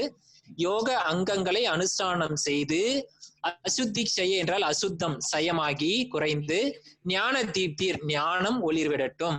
அந்த ஞானம் தான் நம்ம பயன்படுத்தி முக்தியை அடைய போறோம். வாழ்க வளமுடன். யாரோ ஒருவருடைய இது மட்டும் சீதா லக்ஷ்மி அம்மா, நீங்க மட்டும் கொஞ்சம் மியூட் பண்ணுங்கம்மா. வாழ்க வளமுடன். இப்போ இதுல வந்து யோக அங்கங்களை அனுஷ்டானம் செய்ய அப்படின்னு சொல்லிட்டாரு. எங்க இருக்கு யோக அங்கம்? யோக அங்கம்னா என்ன அப்படின்னு கேட்கணுமா இல்லையா? நாம அப்படி கேட்டோம்னா அடுத்த சூத்திரத்துல அதுக்கு பதில் சொல்றாரு. 29வது சூத்திரத்துல போனோம்னா, இயமா நியமா ஆசனா பிராணாயாமா பிரத்யாகாரா தாரணா தியானா சமாதயோ அஷ்டவ் அங்காணி. அஷ்டவ் என்றால் 8, அங்காணி என்றால் அங்கம். 8 அங்கங்களை உடையது யோகா. அவை யமா நியமா ஆசனா பிராணாயாமா பிரத்யாகாரா தாரணா தியானா சமாதி என்று 8 அங்கங்களை உடையது. இதற்கு நாம் ஒன்று விளக்கம் கொடுக்க தேவையில்லை, எல்லோரும் அறிந்த விஷயம். அடுத்து 30வது சூத்திரத்துல போனோம்னா, இந்த இயமா என்பது ஒன்றை எடுத்துக்கொண்டு அதற்கு என்ன இயமம் என்பது என்னன்னு சொல்ல போறாரு.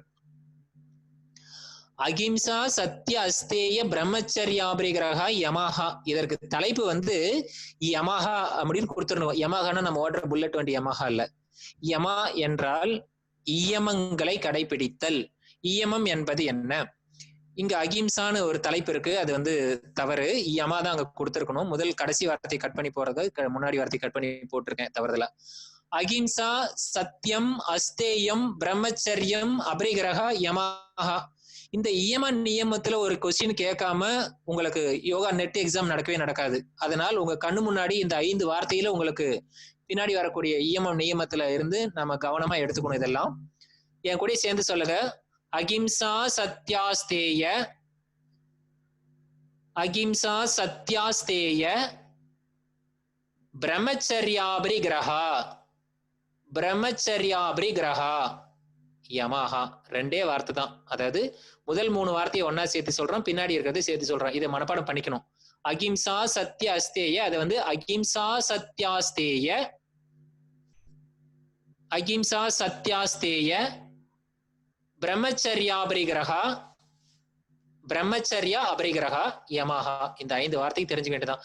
அகிம்சான்னா மற்ற உயிர்களை கொல்லக்கூடாது, சத்தியம் என்றால் உண்மையை பேசணும், அஸ்தேயம் என்றால் திருடக்கூடாது, பிரம்மச்சரியம் என்றால் பிரம்மச்சரியத்தை கடைபிடிக்கிறது, அபரிகிரஹா என்பது திருட மற்ற ஒரு பொருள்களுக்கு ஆசைப்படக்கூடாது அல்லது மற்ற பொருள்களை அபகரித்துக் கொள்ளக்கூடாது. இவைகள் எல்லாம் யமா. 5 தத்துவம் இருக்கு. இங்க பாருங்க, ஹிம்ச அப்படின்னு சொல்ற வார்த்தை மகாத்மா காந்தியை நினைச்சுக்கோங்க. அஹிம்சா என்ற வார்த்தை ஃபர்ஸ்ட் வந்துரும். எது இயமம் எது நியமம்னு கன்ஃபியூஸ் பண்ணும். எப்பவுமே வந்து மகாத்மா காந்தி ஃபர்ஸ்ட் அப்படின்னு நினைச்சுக்கோங்க. இம்ச என்ற வார்த்தைக்கு எதிர்ப்பதம் அஹிம்சா. சத்தியம் என்பது சத்தியம் பேசுறது. ஸ்தேயம் என்றால் திருடுதல், அதற்கு எதிர்ப்பதம் அஸ்தேயம். பிரம்மச்சரியம் என்பது செலிபசி. அடுத்து பரிகிரகா என்றால் பறித்து கொள்ளுதல், அதற்கு எதிர்ப்பதம் அபரிகிரகா. இவைகள் தான் யமா. இவைகள் வந்து அடுத்த சூத்திரம் போனோம்னா, இந்த யமாவுக்கு எப்பேற்பட்டது இந்த உலகத்தில் இந்த யமாவை எப்படி நான் கடைபிடிக்க வேண்டும், இந்த இயமத்தை எப்படி கடைபிடிக்க வேண்டும் அப்படின்னு சொன்னா, ஏதே ஜாதி தேச கால சமயானவச்சின்னா சார்வபௌமா மகாவிரதம். சிலபஸ்ல கான்செப்ட் ஆஃப் மகாவிரதம் அப்படின்னு ஒண்ணு கொடுத்திருப்பாங்க. ஒரு மகாவிரதம் போல கடைபிடிக்கணுமா. எங்கே? சார்வபௌமா, எல்லா இடத்திலையும். எப்படி? ஏதே, ஏதே என்றால் அந்த அகிம்சா சத்திய அந்த நியமங்களை எல்லாம், சாரி இயமங்களை எல்லாம். ஜாதி என்றால் பிறப்பு, என்ன உயிரினம் எடுத்திருந்தாலும் சரி ஜாதி. அடுத்து தேசம். தேசம் என்றால் என்ன? நீங்க அமெரிக்கால இருக்கலாம், இந்தியால இருக்கலாம், உலகத்துல எந்த மொழியில் வேணா இருக்கலாம். காலம், எந்த காலத்திலையும் எல்லா நேரத்திலையும். அதாவது நான் வந்து யோகா படிக்கும் போது மட்டும் நான் மத்தவங்களை வந்து பாராட்ட மாட்டேன், இல்ல திட்ட மாட்டேன், அப்படி சொல்றது இல்ல. காலம் என்பது எல்லா காலத்திலையும். சமய என்றால் ஒரு குறிப்பிட்ட சமயத்தாரிடம் மட்டும் நான் பிடித்துக் கொள்வேன் அப்படின்னு கிடையாது. அனவச்சின்னா அப்படின்னா எந்த விதமான பாகுபாடும் இல்லாமல். வச்சின்ன அப்படின்னு சொன்னா, அவச்சின்ன அப்படின்னு சொன்னா பாகுபாடு, அனவச்சின்ன அப்படின்னா பாகுபாடு இல்லாமல் எல்லா விதமான இடத்திலையும் சார்வபௌமா மகாவிரதம், ஒரு மகாவிரதம் போல் கடைபிடிக்க வேண்டும். ஒரே வார்த்தை பொறுத்துகள் இருக்கும். மகாவிரதம் ஆப்போசிட்ஸ்ல இயமம் நியமம் ஆசனம் பிராணாயாமம் இருக்கும். அந்த இடத்துல மகாவிரதம்னா இயமத்துல கொண்டு வந்து பொறுத்த தெரியணும். இது இயமத்திற்கு அடுத்து வரக்கூடிய சூத்திரம்ங்கிறத ஞாபகம் வச்சுக்கலாம். இப்ப இயமா சொல்லியாச்சு. என்ன சொல்லியிருக்காரு? 30வது சூத்திரத்துல இயமம் அகிம்சா சத்யா அஸ்தேய பிரம்மச்சர்யாபரிகிரஹா யமஹா சொல்லியாச்சு. அடுத்து அது எப்படி கடைபிடிக்கணும்? ஒரு மகாவிரதம் போல் கடைபிடிக்கணும். 31வது சூத்திரத்துல சொல்லியாச்சு. இப்ப 32வது சூத்திரத்துல போனோம்னா நியமா. நியமா என்பது என்ன? சௌச்ச சந்தோஷ தபஹ ஸ்வ அத்தியாய ஈஸ்வர பிரணிதானானி நியமாக. இந்த வார்த்தைகளை கேள்விப்பட்ட மாதிரி இருக்கா? தபஹ ஸ்வாத்தியாய ஈஸ்வர பிரணிதானானி அப்படிங்கிற வார்த்தை கிரியா யோகத்தின் இந்த பாதத்தினுடைய முதல் சூத்திரம். இது கூட சௌச்ச சந்தோஷ 2 வார்த்தை சேர்த்தனா நியமா ரெடி. அப்ப சௌச்ச என்பது என்ன? சௌச்ச என்றால் தூய்மை. என்ன தூய்மை அப்படிங்கறத அவர் பின்னாடி எக்ஸ்பிளைன் பண்ணுவார். இப்போதைக்கு தூய்மை. சந்தோஷம் என்றால் சந்தோஷமா இருக்கிறது. அது கூட தபம் ஸ்வாத்தியாயம் ஈஸ்வர பிரணிதானம் இவை நியமா. நியமா என்பதில் 5 இருக்கிறது. இப்ப புரிஞ்சிருச்சு உங்களுக்கு. அவ்வளவுதான். அடுத்து இப்ப என்ன பண்ண போறோம்? எப்படி இயமத்தை கடைபிடிக்கணுமோ அது போல நியமத்தை எப்படி கடைபிடிக்கணும்னு சொல்றாரு. விதர்க்க பாதனே பிரதிபக்ஷ பாவனம். பிரதிபக்ஷ பாவனம் என்றால் என்ன? அப்போ நம்ம மைத்திரி கருணா முதிதோ உபேக்ஷானு பார்த்தோமா? யார்கிட்ட எப்படி நடந்துக்கணும்னு இருக்கு இல்லையா? அதுக்கு தகுந்த மாதிரி நடந்து கொள்ளுதல், அதற்கு தான் பிரதிபக்ஷ பாவனம். என்ன இருக்கோ அது எதிர்ப்பதமாக நினைக்கிறது. வீட்டுல நமக்கு ஒரு கோபம் வருகிறது என்றால் அந்த இடத்தில் அன்பு காட்டுவது. அப்படி காட்டின உடனே அது மறைஞ்சு போயிடும், மாறி போயிடும். இதுதான் விதர்க்க பாதனை பிரதிபக்ஷ பாவனம். பிரதிபக்ஷ பாவனம் பண்ணுங்க அப்படிங்கிறாங்க. இங்க விதர்க்கம் என்பது ஏற்கனவே தெரியும் நமக்கு, கொஸ்டின் அப்படின்லாம் சொல்லியிருக்கோம். இதை இங்க என்ன சொல்றோம்னா, விதர்க்கம் என்பது நெகட்டிவ் தாட்ஸ், நெகட்டிவான விஷயங்கள் நமக்குள்ளார வரும்போது அந்த இடத்துல பாசிட்டிவா திங்க் பண்றது. கொரோனா பாசிட்டிவ்னு சொன்னாலும் கூட அது நெகட்டிவா இருக்கும், நெகட்டிவ் திங்கிங். ஆனா நெகட்டிவ் திங்கிங் வரக்கூடாதுன்னு நம்ம யோகால சொல்லுவோம். ஆனா கொரோனாவுக்கு நெகட்டிவ் இருந்தா தான் நல்லது. இப்படி பிரதிபக்ஷ பாவனம், விதர்க்க பாதனை பிரதிபக்ஷ பாவனம். இங்க அதாவது பிரதிபக்ஷ பாவனம் மூலமாக இவ்வாறான விதர்க்கங்களை கையாள வேண்டும், நியமங்களை கையாள வேண்டும் அப்படின்னு சொன்னாரு. அதை எக்ஸ்பிளைன் பண்றாரு அடுத்து. இந்த பிரதிபக்ஷ பாவனம்னா என்ன அப்படின்னு சொல்லிட்டு கொஞ்சம் குட்டி சூத்திரம் தான் இருக்கிறதுல, இது மட்டும் தான் கொஞ்சம் சின்ன சூத்திரம், ஆனா ரொம்ப எளிமையான சூத்திரம். விதர்க்க இம்சாதயக அப்படின்னு ஒரு வார்த்தை. விதர்க்க என்றால் விதர்க்கங்கள், அதாவது நெகட்டிவ் தாட்ஸ். அது எதை தொடர்ந்து அப்படின்னு சொன்னா இம்சாதயக, இம்சைகள் தொடர்ந்த அப்படின்னு எடுத்துக்கணும். அப்படின்னா இம்சையின் தொடர்ந்த என்ன அர்த்தம்? அகிம்சா சத்யாஸ்தேய் அப்படின்னு சொல்றோம் இல்லையா, அதுல அந்த ஹிம்சை இருக்குல்ல, என்னென்னலாம் நெகட்டிவ் விஷயம் இருக்கோ அது எல்லாம் இம்சாதயக. அது கிருத்த என்றால் செய்விக்கப்பட்ட, ஏற்கனவே நம்ம சொல்லியிருக்கோம். கிருத்தன்னா படைக்கப்பட்டதுன்னு பார்த்தோமா, அதேதான். கிருத்த காரித்த, கிருத்த காரித்த அப்படின்னு சொன்னா ஒண்ணு கிருத்த அப்படின்னு சொன்னா செய்யப்பட்டது, காரித்த அப்படின்னா அதற்கான காரணம், அனுமோதித்த அப்படின்னு சொன்னா அனுமதித்த, தமிழ்ல நம்ம அனுமதித்தல் அப்படின்னு சொல்லுவோம். ஒரு நெகட்டிவான விஷயம் செய்யப்பட்டது, அது செய்யப்பட்டதுக்கான காரணம், அதை செய்யப்படுறதுக்கு அனுமதிக்கிறது, இப்படி எதுவா இருந்தாலும். இப்ப அந்த செய்யப்பட்ட நெகட்டிவ் விஷயங்கள் என்னென்ன அப்படின்னு கேட்டீங்கன்னா அடுத்த வார்த்தையில சொல்றாரு. நெகட்டிவான தவறான விஷயங்கள் என்னென்ன? லோப குரோத மோக பூர்வக. அப்ப லோக குரோத மோகம், இதுல ஒரு 6-7 இருக்கும் சொல்லுவாங்க. லோபம், குரோதம், மோகம், மதம், ஆச்சரியம், அந்த மாதிரிலாம் சொல்லுவாங்க. ஒரு 6 சொல்லுவாங்க. இது அருகுண சீரமைப்புல வேதாத்திரியத்தில் நம்ம எக்ஸ்பிளைன் பண்ணி படிப்போம். இது போன்ற விஷயங்கள் பூர்வக அப்படின்னா இவைகள் எல்லாம், இந்த லோப குரோத மோக அப்படி இவைகளோட சேர்ந்தவைகள், இந்த கெட்ட விஷயங்கள்லாம் இருக்கு, இவைகள் எல்லாம் செஞ்சிருந்தாலும் சரி, இல்ல செய்து கொண்டிருந்தாலும் சரி, அது செய்யறதுக்கு அனுபவித்தாலும் சரி, இவ்வாறான விஷயங்கள் மிருது மத்திய அதிமாத்திர. மிருது என்றால் கொஞ்சம், மத்தி என்றால் மாடரேட், அதிமாத்திரன்னா அதிகம். இவைகள் எவ்வளவு இருந்தாலும் சரி, துக்க அஞ்ஞான அனந்த பலா, இவை துக்கத்தை கொடுக்கக்கூடியவை என்று தெரிந்து, அறியாமையினால துக்கத்தை கொடுக்கக்கூடியவை என்று அறிந்து, இவை ஆனந்தம் என்ற பலனை கொடுக்கக்கூடிய வகையில் பிரதிபக்ஷ பாவனம் செய்ய வேண்டும். இவைகள் தான் பிரதிபக்ஷ பாவனம்.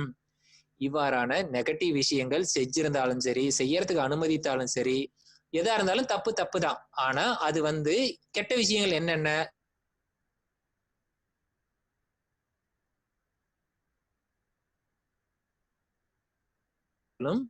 அவைகள் அஞ்ஞானத்தால் துக்கத்தை தரக்கூடியவை என்று அறிந்து, ஞானத்தால் நாம் ஆனந்தம் தரக்கூடியவக மாற்றி இந்த உலகத்தை பாவிக்க வேண்டும். இதுதான் பிரதிபக்ஷ பாவனம்.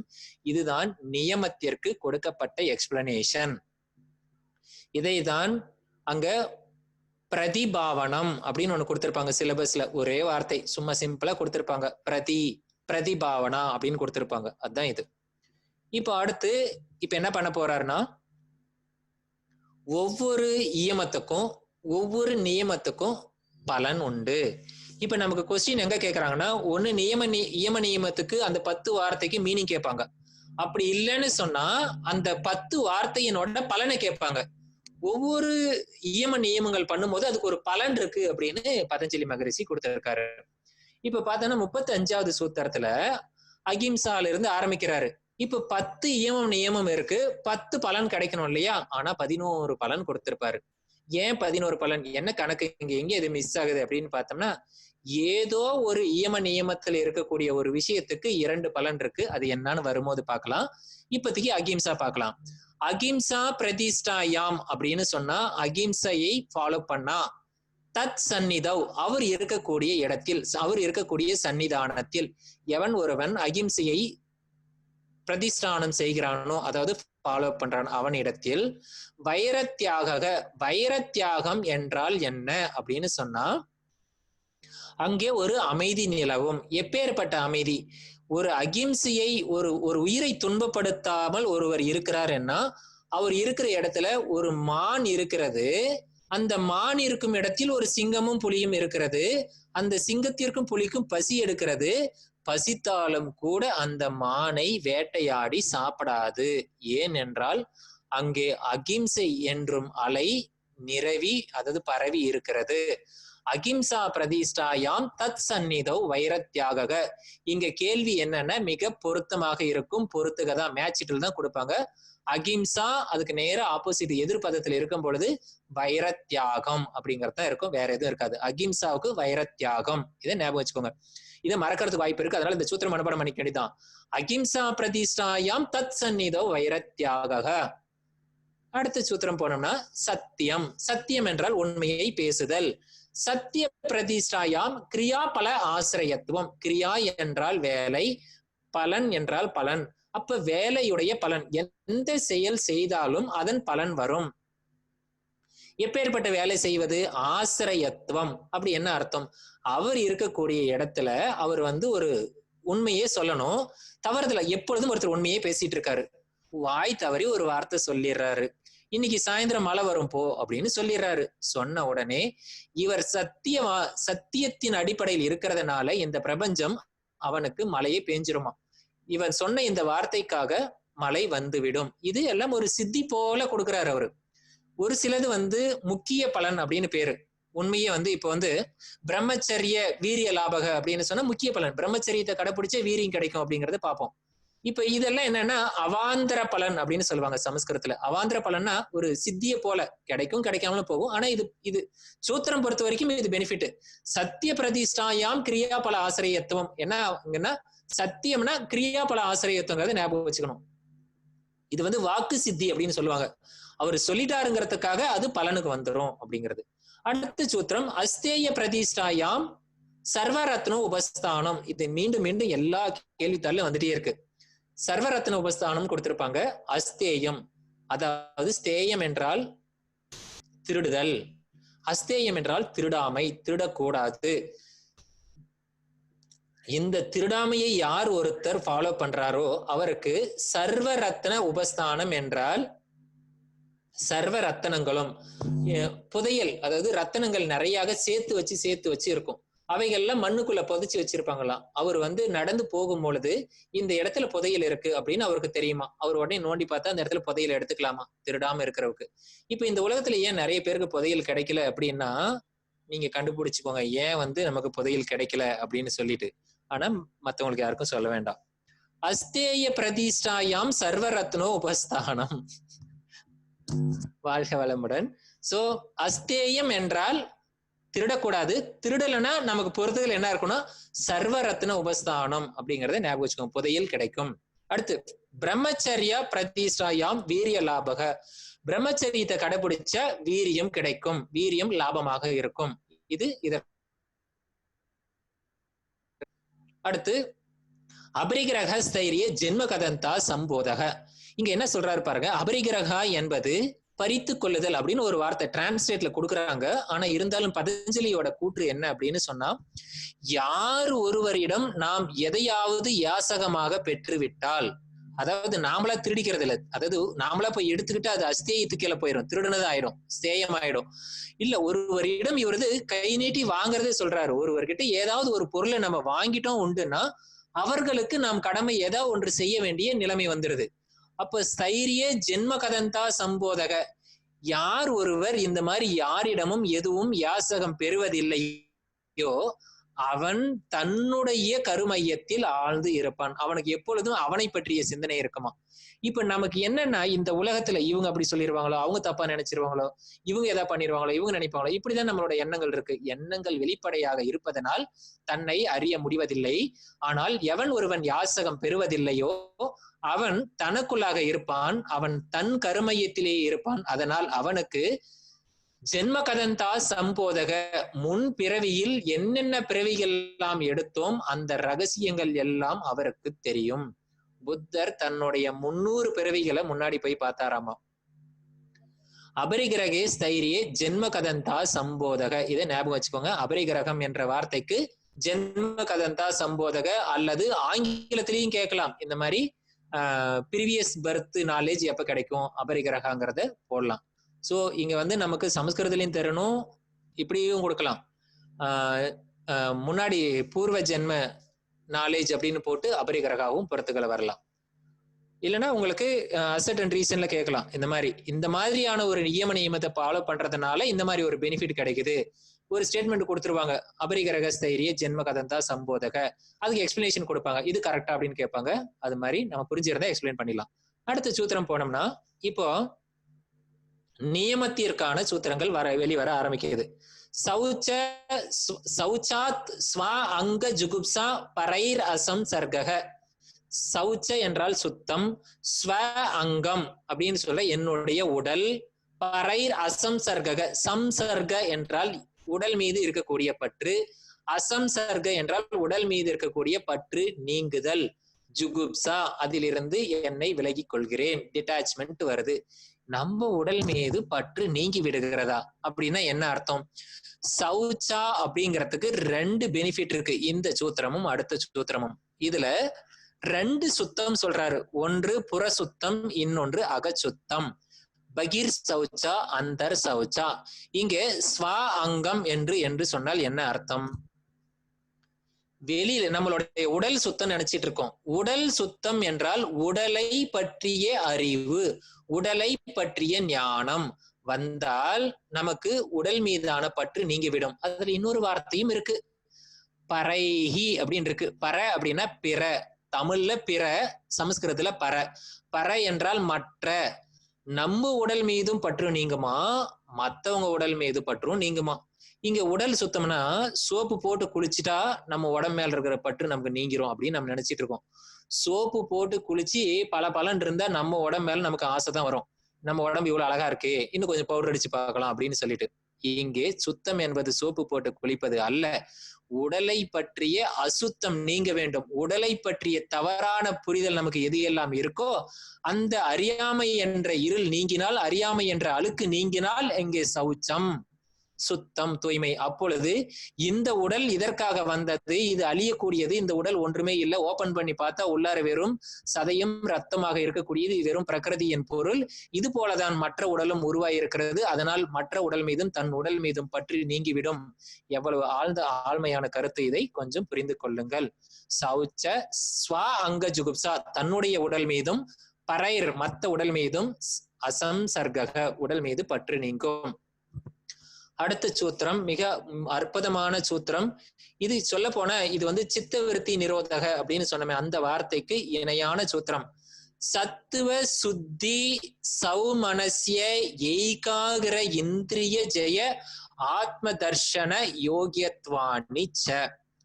யோகியத்வானிச்சன்னா எப்பொழுது உனக்கு யோகியம் இருக்கிறது, எதற்கு? ஆத்ம தரிசனத்திற்கு. உன் ஆத்மாவை தரிசிக்கக்கூடிய யோக்கியம் உமக்கு எப்பொழுது கிட்டுகிறது? அவன் ஏகாகிருத. ஏகாகிருதங்கிறது எங்க பார்த்திருக்கோம்? சித்த பூமி கான்செப்ட்ல எங்க பார்த்திருக்கோம்? ஏகாகிருதம் என்பது ஒவ்வொரு ரஜகுணமும் தமோ குணமும் முன்னாடி இல்லாமல் அவைகள் எல்லாம் தள்ளிவிட்டு சத்துவ குணம் முன்னாடி வந்து அதை பின்னாடி ரஜோகுணம் வந்து அது கடைசியில தமோ குணம் வந்ததை ஏகாகிருதம் சித்த பூமியில பார்த்திருக்கோம். அது உங்களுக்கு ஞாபகம் இருந்தா மட்டும்தான் புரியும் ஏகாகிருத ஸ்டேட். இந்திரிய ஜெயக என்றால் இந்திரியங்களை ஜெயிக்க வேண்டும், இந்திரியங்களை ஜெயித்த நிலை. சௌமனஸ்ய, சௌமனஸ்ய அப்படின்னு சொன்னா நம்மளுடைய மனம் ஒரு நிலைப்பட்ட நிலை. சத்துவ சுத்தி அப்படின்னா என்ன அர்த்தம்? சத்துவம் சுத்தம் அடைதல் அப்படின்னா என்ன அர்த்தம்? இப்ப 3 குணங்கள் இருக்கு. நம்ம 3 குணங்களால் ஆனவங்க தான், மனமா இருந்தாலும் சரி, உடலா இருந்தாலும் சரி. அதுல ரஜோகுணமும் தவோ குணமும் இருக்கு. இவைகள் சுத்தம் அடைய வேண்டும். சுத்தம் அடைகிறதுனா என்ன? சத்துவத்தில் இருந்து, சத்துவத்தை தவிர ரஜோகுணமும் தமோ குணமும் நீங்கிவிட்டால் அங்க மனம் ஒரு நிலைப்பட்டு இருக்கும். அதைத்தான் சத்துவ சுத்தி. இப்ப இங்க என்ன சொல்றாரு? இது என்ன சுத்தம்? சௌச்சத்துல என்ன விதமான சௌச்சம்? அந்தர் சௌச்சம். உள்ளே இருக்கக்கூடிய கருவிகளை சுத்தப்படுத்துறாரு. சௌச்சத்துக்கு மட்டும்தான் 2 பெனிஃபிட்னு சொன்னோம் இல்லையா, அது சௌச்சத்துக்கு தான். இதெல்லாம் தெரியாம இருந்தோம்னா தெரிஞ்சவங்க இதெல்லாம் எப்படி கேள்வி கேட்கலாம் நினைச்சு பாருங்க. சாதாரணமா கேட்கணும்னா கூட ஒரு நியமத்துல எந்த நியமத்துக்கு எந்த ஈயமத்துக்கு 2 பெனிஃபிட் இருக்குன்னு கேட்டா கூட கேள்வி கேட்கலாம். அப்படி இப்ப சத்துவ சுத்தி அப்படின்னா என்ன அர்த்தம்? ரஜோகுணமும் தமோ குணமும் நீங்கிய நிலைதான் சத்துவ சுத்தி. சத்துவம் சுத்தம் அடைஞ்சிருச்சு. சௌமனசிய தௌர்மனசியன்னா மனம் அலைந்து கொண்டிருக்கிறது. இங்கே சௌமனசிய என்றால் மனம் ஒருநிலைப்பட்டிருக்கிறது. எப்படி? ஏகாகிருத ஸ்டேட்ல இருக்கு. இந்திரியங்களை ஜெயிச்சாச்சு. ஆத்ம தரிசன யோகியத்வானி, இப்பொழுதுதான் ஆத்மாவை தரிசிக்கக்கூடிய யோகியம் உமக்கு கிடைக்கிறது. இப்ப இந்த சூத்திரமும் அத்தியாத்ம பிரசாதம் அப்படின்னு ஒரு சூத்திரம் பார்த்தோம், அதோட கம்பேர் பண்ணி போய் பாருங்க. எப்பொழுது அத்தியாத்ம பிரசாதம் வரும்? மனம் சமாதி நிலையை அடைந்த பிறகு. நிர்விச்சார சமாதி. சமாதி எப்படி அடைஞ்சோம்? அனைத்து விதமான பூர்வ விருத்திகளும் நிவர்த்தி செஞ்ச பிறகுதான் நமக்கு சமாதி கிடைச்சது. சமாதினால நம்ம ஆத்ம தரிசனம். அந்த ஆத்ம தரிசனத்தை காண்பதற்கான யோக்கியம் எப்பொழுது வருகிறது என்றால், இப்படி குணங்கள் கழிந்து கழிந்து மனம் அடங்கி வரணும். இதுதான் கைவல்யம், ஆத்மாவை தரிசிக்கக்கூடியது, ஞானம் பெறுதல், செல்ஃப் ரியலைசேஷன். அது போல இதுதான் இந்த சூத்திரத்தில் 41வது சூத்திரத்தில் இருக்கிறது. மிக அற்புதமான ஒரு சூத்திரம். இதுதான் உங்களுக்கு கைவல்ய பாதத்திலையும் சப்போர்ட் பண்ணக்கூடியது. இதை மனசுல வச்சுக்கோங்க. அடுத்து 42வது சூத்திரம் மிக எளிமையானது. சந்தோஷாத் அனுத்தமா சுகலாபக. சந்தோஷத்தை நீங்க அனுபவிக்கிறதுனால சுகம் லாபமாக கிடைக்கும். சுகமாக இருந்த சந்தோஷம் இருக்கும், அவ்வளவுதான். அடுத்து 43வது சூத்திரம். காயேந்திரிய சித்தி அசுத்தி க்ஷயாத் தபஸக. தபம் என்பது கடைசி வார்த்தையில் இருக்கு. அதாவது சௌச்ச சந்தோஷ தப்பக. தபத்தினால் எனக்கு என்ன பலன் கிடைக்கும்? காய இந்திரிய சித்தி. அப்ப காய இந்திரிய சித்தி ஒரு வார்த்தை இருக்கு. தவத்தால் தபம் நாம செய்யறோம். தவத்தினால் என்ன அப்படின்னா காய இந்திரிய சித்தினா, இந்த காயம் என்றால் உடல், இந்திரியம் என்றால் புலன்கள். அப்ப இந்த புலன்களும் காய உடல் இந்திரியங்கள் இவைகள் நம்மளுடைய கட்டுப்பாட்டுல இருந்து அசுத்திக்ஷயாத். அசுத்திக்ஷயாத்னா என்ன அர்த்தம்? நம்மளுடைய பாவங்கள், பழைய கர்மாசயங்கள், பழைய பதிவுகள் அழிய ஆரம்பிக்கும். தபத்தின் மூலமாக பழைய கர்மங்கள் அழியும். காய இந்திரிய சித்தி கிடைக்கும். இதுதான் இதனுடைய பெனிஃபிட். இது கவனமா பாத்துக்கோங்க. இதெல்லாம் மனப்பாடம் பண்ணாதான் உங்களுக்கு அங்க வரும். காயேந்திரிய சித்தி அசுத்தீக்ஷயா தபஸக. தபத்தினால் கிடைக்கக்கூடியது. அடுத்த சூத்திரம் போனோம்னா, ஸ்வ அத்தியாயாத் இஷ்ட தேவதா சம்பிரயோக. ஸ்வ அத்தியாயம் பண்ணறதுனால நமக்கு என்ன கிடைக்கும்? ஸ்வ அத்தியாயம், நமக்குள் எதை எடுத்துக்கொண்டு தரிசித்து கொண்டு இருக்கிறோமோ அந்த இஷ்ட தேவதா சம்பிரயோக, இஷ்ட தேவதையோட கூடிய ஒரு பலன் நமக்கு கிடைக்கும். ராமகிருஷ்ண பரம அமைச்சருக்கு தேவி மேல அவருக்கு அதீத பற்று. அவருக்கு ஸ்வாத்தியாயம், அவர் ஒவ்வொரு நிமிஷமும் தன்னை யோசிக்கும் பொழுது அந்த தேவியையே நினைத்து கொண்டு அவரு தியானம் பண்ணி கொண்டிருக்கிறார். உடனே ஞானமாக இது அந்த அம்மாவோட காட்சி, தேவி காட்சி வந்துடுச்சு. தேவி காட்சி வந்த உடனே அவரோட இஷ்ட தேவதா தேவி காட்சி வந்துச்சு. வந்த உடனே அந்த ராமகிருஷ்ண பரம அம்சராகிய யோகி ஒரு கத்தி எடுத்து, ஒரு நீண்ட வாளை எடுத்து அந்த தேவியோட தலையை வெட்டிடுறாரு. தன்னுடைய இஷ்ட தேவதை தான், ஆனால் காட்சி கிடைத்தவுடன் வெட்டி வீழ்த்தி விடுகிறார். அந்த கத்திக்கு பெயர் ஞானம். ஞானம் என்ற வாளை கொண்டு அவர் வெட்டி வீழ்த்தி விடுகிறார். Please share. ஐயா 42வது சூத்திரத்துக்கு ஒரு தடவை கேட்கிறாங்க. மேல ஒரு தடவை 42வது சூத்திரம் மட்டும் போங்க ஐயா. சந்தோஷாத் அனுத்தமா சுகலாபக. சந்தோஷத்தை அனுபவிப்பதனால் சுகம் லாபமாக கிடைக்கிறது. சந்தோஷம் என்றால் சுகம், சுகம் என்றால் அது ஒரு பெரிய விஷயம் இல்லைங்க. அது உங்களுக்கு ஈஸியா புரியுங்கிறதுனால ஸ்கிப் பண்ணிட்டேன். அடுத்து 43 தபத்தினால் வரக்கூடியது. 44 ஸ்வாத்தியாயம். ஸ்வாத்தியாயம் என்பது இஷ்ட தேவதா சம்பிரயோக. இப்ப நாம் ஏன் அவரை சொன்னோம்? ஒரு தேவி அவதான் இஷ்ட தேவதா, காட்சிக்காக தான் தியானமே பண்றோம். காட்சி வந்த உடனே ஏன் கத்தி எடுத்து வெட்டிடுறோம்? எந்த கத்தியால வெட்டினாரு? ஞானம் என்ற கத்தியால் வெட்டினார். அப்படின்னா என்ன அர்த்தம்? இஷ்ட தேவதா, இப்ப நம்ம கோயில்ல போய் சாமி கும்பிடுறோம். எதுக்கு கோயில்ல வச்சிருக்காங்க? விக்கிரக வழிபாடுலாம் எதிர வச்சிருக்காங்க? நமக்கு ஞானம் வருவதற்காக. ஞானம் வந்தவுடன் என்ன ஆகும்? அது காணாமல் போயிடும். எப்படி போகும்? வேதாத்திரி மகரிஷி எழுதுறது கூட அதுதான். கோயிலில் இருக்கக்கூடிய சிலைக்கு கதவு தாழ்பால்ல இட்டு அதுக்கு வந்து கண் காது மூக்கு எல்லாம் வைத்து காய் பழம் சாப்பாடு எல்லாமே படைத்தேன். எப்பொழுது இது இந்த இறைவன் இதுதான் என்று உணர்ந்த பிறகு நான் இறைவனை கண்ட பிறகு, எனக்குள் இறைவன் நான் என்று கண்ட பிறகு இந்த செயல்கள் எல்லாம் சிறுபிள்ளைத்தனம் என்று உணர்ந்து கொண்டேன் அப்படின்னு வேதாத்திரி மகரிஷி ஒரு பாடல் எழுதியிருப்பாரு. அது போலதான் எப்பொழுது நமக்கு வந்து இந்த இஷ்ட தேவதா காட்சி அப்படின்னா அதுக்கு முன்னாடி ஸ்டேஜ் கொடுக்குறாரு. ஞானம் வரத்துக்கு முன்னாடி முதல்ல இஷ்ட தேவதா காட்சி நமக்கு வரும். அப்ப இங்க என்ன அர்த்தம் நம்ம எடுக்கணும்னா, இஷ்ட தேவதா எதனால கிடைக்கும் அப்படின்னு கேட்டாங்கன்னா ஸ்வாத்தியாயத்தினால வருங்கிறத மைண்ட்ல பிக்ஸ் பண்ணிக்கோங்க. அடுத்து 45வது சூத்திரம், சமாதி சித்திர் ஈஸ்வர பிரணிதானா. ஈஸ்வர பிரணிதானால என்ன கிடைக்கும்? இதுதான் நம்ம சமாதி பாதத்திலே பார்த்திருக்கோம். சமாதி எப்பொழுது கிடைக்கும்? தீவிர சம்பேகானாம் ஆசன்னக மிருது மத்தியாதி மாத்திர விசேஷக அப்படின்னு சொல்லி சமாதியை வந்து ஈஸ்வர பிரணிதானாத்வா அப்படின்னு பார்த்தோம். அதாவது ஓம் என்ற மந்திரத்தை வந்து அர்த்த பாவனையோட ஜபம் பண்ணும் பொழுது நமக்கு சமாதி என்பது ஏற்படுகிறது. பிரத்யக் சேத்தனம் அப்படின்னு பார்த்தோம். மனம் வந்து உள்முகமாக திரும்பி சமாதி அடையும். அதுதான் இங்க பலனா கொடுத்திருக்காங்க. ஈஸ்வர பிரணிதானத்தினால என்ன பலன் கிடைக்கும்? சமாதி சித்தி. இது இங்கேயும் பார்த்திருக்கோம். முதல் சூத்திலையும் என்ன பார்த்திருக்கோம்? ஈஸ்வர பிரணிதானா நீ கிரியாவத்துல முதல் ஸ்லோகம். அடுத்த ஸ்லோகத்துல என்ன கொடுத்தோம்? சமாதி பாவனார்த்தம் கொடுத்தோம். அப்ப சமாதி சித்தி எப்பொழுது கிடைக்குதுன்னா ஈஸ்வர பிரணிதானத்தினால. எப்படி பார்த்தாலும் எல்லாம் ஒரே விஷயங்கள் தான், எளிமையாக புரிஞ்சிருக்கும். அடுத்து இது வரைக்கும் இயமம் நியமம் முடிந்தது. அடுத்து ஆசனம் எடுத்தோம்னா ஸ்திர சுகம் ஆசனம். ஒரே வார்த்தை முடிஞ்சிடுது. 84 லட்சம் ஆசனம் உலகில் இருந்தாலும் கூட இவர் ஒரு ஆசனத்தை கூட சொல்லவில்லை. According to the Patanjali, how many asanas described in the Patanjali Yoga Sutra? 5, 0, 3, 8 இல்ல 84 லட்சம் இப்படின்னு தான் கொடுத்துருந்தாங்கன்னா நம்மள கன்ஃபியூஸ் பண்ணுவாங்க. 0 ஆசனா. என்னப்பா சொல்றீங்க? ஒரு பதஞ்சலி யோக சூத்திரம் யோகத்தின் தந்தை, அவர் வந்து ஒரு ஆசனா கூட சொல்லி கொடுத்திருக்க மாட்டாரா? நிச்சயம் இருக்கும். 84 லட்சம் ஆசனம் இருக்கும். இப்படி எல்லாம் நமக்கு எண்ணம் தோன்றும். ஸ்திர சுகம் ஆசனம். ஆசனம் என்பது எப்படி இருக்க வேண்டும் என்றுதான் இவர் சொல்லுவாரே தவிர என்ன ஆசனம் எப்படி ஆசனம் சொல்ல மாட்டாரு. இங்க ஆசனம் என்பது 2 அர்த்தங்களை உடையது. இப்போ நாம ஒரு யோகா பண்ணும்போது தியானத்துல உட்கார்றமே ஒரு ஆசனம், அது ஆசனமா இல்ல நம்ம உட்கார்ந்து இருக்கிறோமே கீழே போட்டிருக்கோமே மேட்டு, அது ஆசனமா? இப்போ எது ஆசனம்? இப்ப சிம்மாசனம் அப்படின்னு சொன்னா சிங்கத்து மேல உட்கார்ந்துருந்தா சிங்கம் தான் ஆசனம், சிங்க ஆசனம். ஒரு சேர்ல உட்கார்ந்துருந்தா சேர் ஆசனம். அப்போ நாம கீழே உட்கார்ந்து இருக்கிறது பொருள் வந்து ஆசனமா, நாம உட்கார்ந்துருக்கிற போஸ்டருக்கு பேரு ஆசனமா?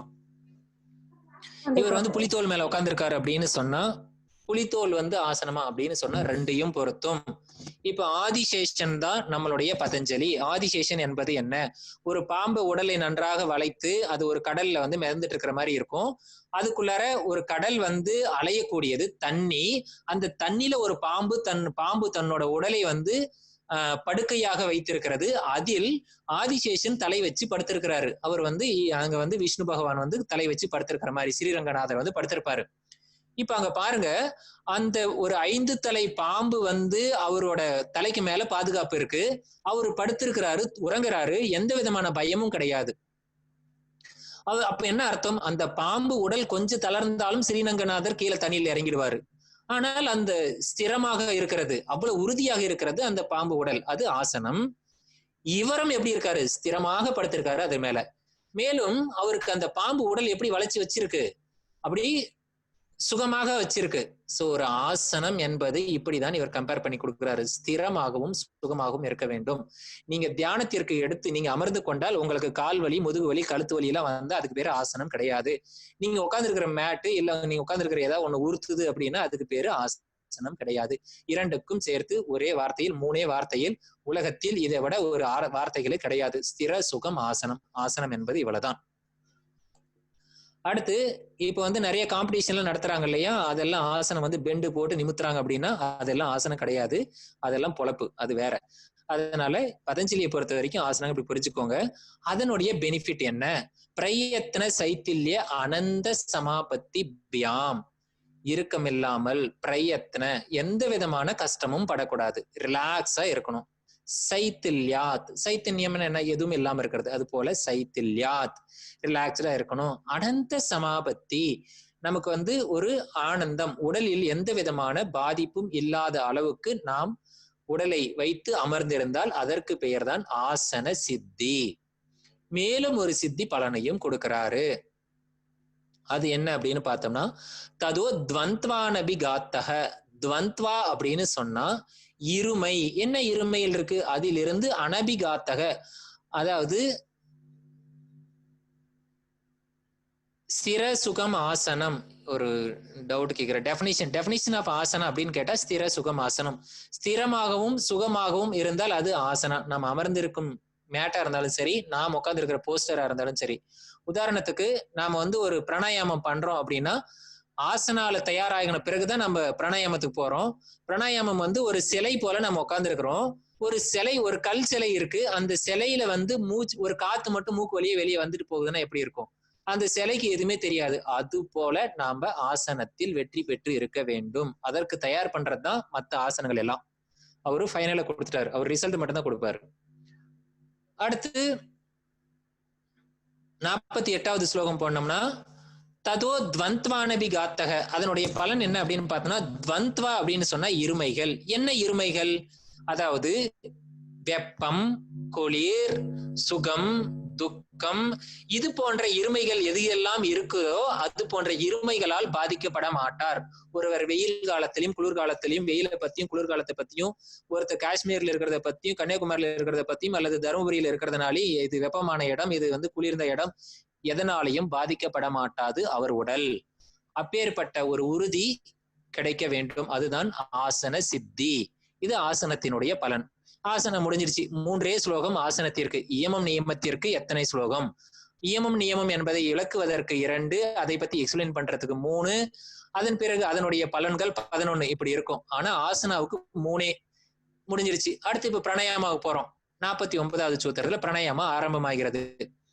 தஸ்மின் சதி அப்படின்னு ஒரு வார்த்தை, முதல் வார்த்தை.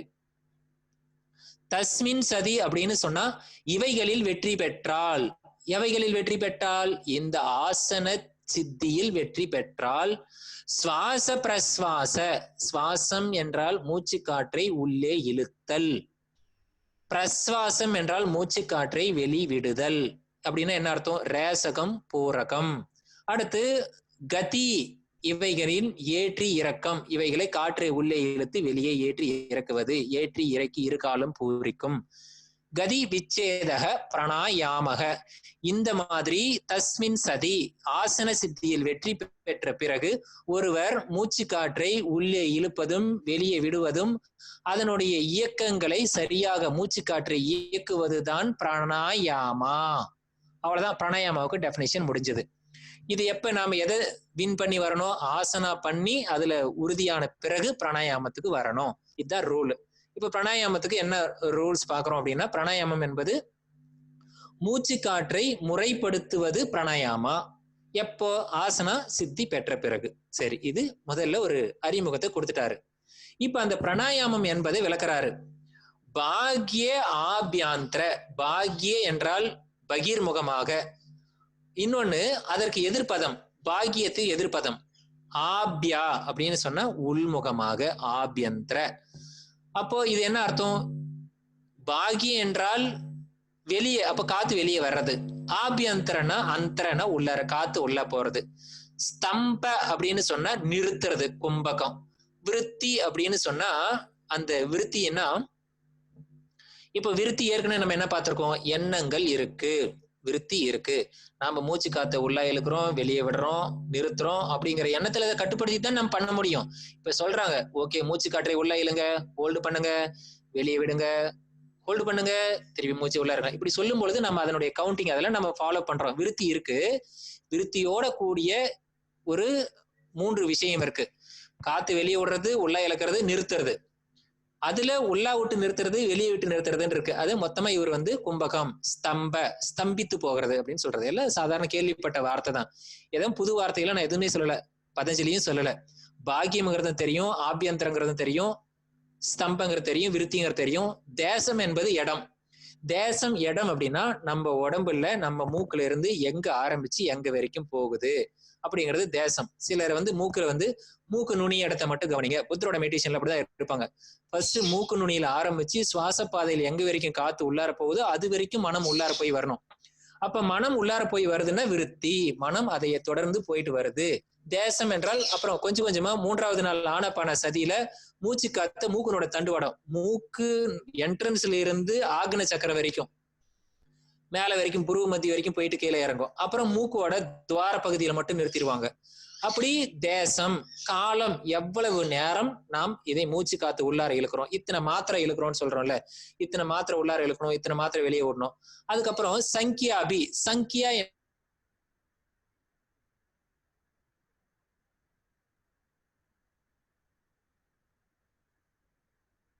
இவைகள் முறைப்படுத்தியிருக்க வேண்டும்.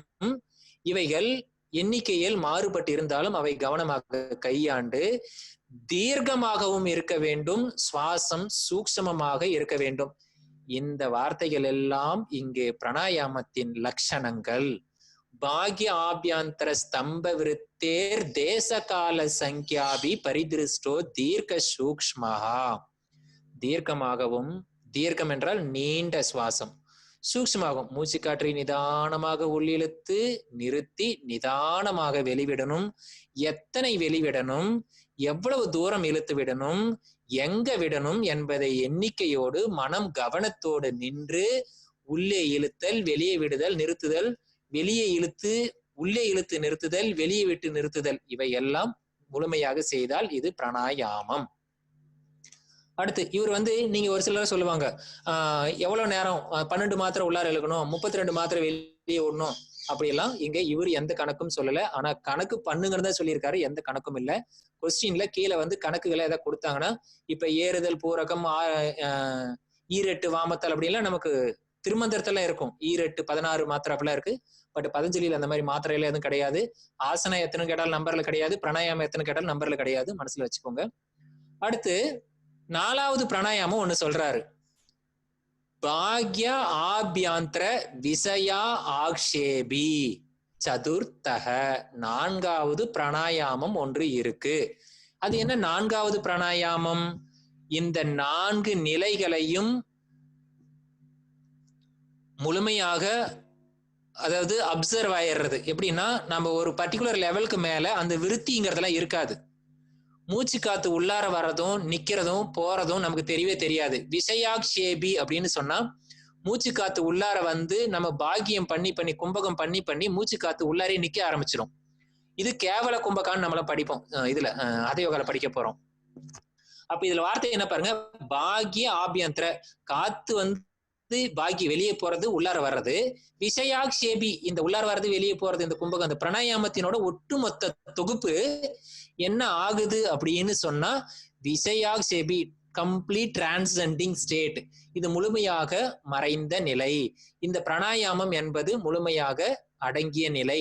அப்ப என்ன அர்த்தம்? மூச்சு காத்து உள்ளார போறது வெளியே வர்றது கும்பகம் பண்றது எதுவுமே தெரியாது. இப்படி எல்லாம் ஒரு நிலையில நம்ம அனுபவிச்சிருக்கோம்னா, உண்மையிலேயே யாராவது நீங்க சுதர்சன் கிரியை எடுத்திருந்தீங்கன்னா உங்களுக்கு புரியும். சோகம் மெடிடேஷன்ல வந்து சோகம் சோகம் சோகம் பண்ணி பண்ணி மூச்சு காத்து உள்ளார வர்றது வெளியே வந்து போறது, அதுக்கப்புறம் கடைசியில ஒரு மூச்சு காத்த கவனிங்கன்னா மூச்சு காத்தர் உள்ளார வர்றதும் தெரியாது போறதும் தெரியாது. இதெல்லாம் பிராணாயாமத்தினோட ஸ்டேஜ். இப்படி எல்லாம் தயார் பண்ணோம்னா என்ன ஆகும்னு அடுத்து இதனோட பலனை கொண்டு கொடுக்குறாரு அடுத்த சூத்திரத்துல. 52ல ததக சீயத்தே பிரகாச ஆவரணம். இப்பொழுது என்ன ஆகுது பாருங்க, பிராணாயாமத்துல பிரகாச ஆவரணம். இப்ப எதனுடைய பலன்? பிரகாச ஆவரணம்னா என்ன? நம்மளுடைய கலங்கங்கள், கருமையத்தை தூய்மையான ஒளிர் விடியக்கூடிய ஞானம் தான் நாம, அறிவு சொரூபமான நாம, பேரறிவாகி இறைவனே நமக்குள்ளார இருக்கும். ஆனா அதுக்குள்ள ஆவரணம் என்றால், பிரகாச ஆவரணம் என்றால் ஒளியை மறைத்திருக்கக்கூடிய கலங்கங்கள், கர்மாசயங்கள், அவை என்ன ஆகுது? ஆவரணம் ஷயக, அந்த பிரகாச ஆவரணம் சயமாகுது. இப்ப இப்படி கேட்பாங்க, பிரகாச ஆவரணம் எப்பொழுது சயமாகும்? 4வது பிராணாயாமத்தை எப்பொழுது, சதுர்த்தக பிராணாயாமத்தை, அதாவது கடைசி பிராணாயம் கேவல கும்பகா எப்பொழுது நிகழ்கிறதோ அப்பொழுது பிரகாச ஆவரணம் சயம், அல்லது பதஞ்சலியின் பிரகாரம் பிராணாயாமத்தில் வெற்றி பெற்ற பிறகு ஒருவனுக்கு பிரகாச ஆவரணம் சயமாகுது. வழக்கமா நாம வந்து என்ன பண்ணுவோம், தியானத்தினால் சயமாகுதுன்னு சொல்லுவோம். ஆனா இங்க சூத்திரத்துல பிரகாச ஆவரணம் பிராணாயாமத்திலேயே நம்மளுடைய பதிவுகள் கழிய ஆரம்பிச்சிடுது. அடுத்த சூத்திரம் தாரணாசுச்ச யோகியத்தா மனசக. இந்த ச என்றது முன்னாடி சூத்திரத்தை கம்பேர் பண்ணி கொடுக்குறாங்க. தாரணாசு யோகியத்தா மனசக, மேலும் இந்த மனம் தாரணாவுக்கு தயாராகிறது. அப்படின்னா என்ன அர்த்தம்? பிராணாயாமத்தின் மூலமாக பிராணாயாமத்தில் வெற்றி பெற்ற ஒருவர், இப்ப நம்ம என்ன படிச்சிருப்போம்? யமம், நியமம், ஆசனம், பிராணாயாமம், பிரத்யாகாரம், ஒரு ஸ்டெப்பா தானே போவோம். இப்ப என்ன பண்ணும்? இப்படிதான் கேட்பாங்க. பிராணாயாமத்தில் வெற்றி பெற்ற பிறகு மனம் எதற்கு தயாராகிறது? பிராணாயாமம், அடுத்து பிரத்யாகாரம், தாரணா, தியான, சமாதின்னு கொடுத்திருப்பாங்க. நாம் என்ன பண்ணுவோம்? பிராணாயாமத்துக்கு அடுத்து பிரத்யாகாரம் தானே அப்படின்னு நினைப்போம். இல்லை, ஆஸ் பர் த சூத்திரம், தாரணாசுச்ச யோகியத்தா மனசக, மனம் தாரணாவுக்கே தயாராகி விடுகிறது.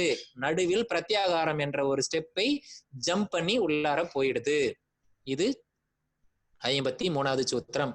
அடுத்து 54வது சூத்திரம் பிரத்யாகாரத்துக்கு வரோம். இப்ப பிரத்யாகாரம் எக்ஸ்பிளைன் பண்றாங்க. இவ்வளவு நேரம் பார்த்தது பிராணாயாமம். இப்ப பிரத்யாகாரம்.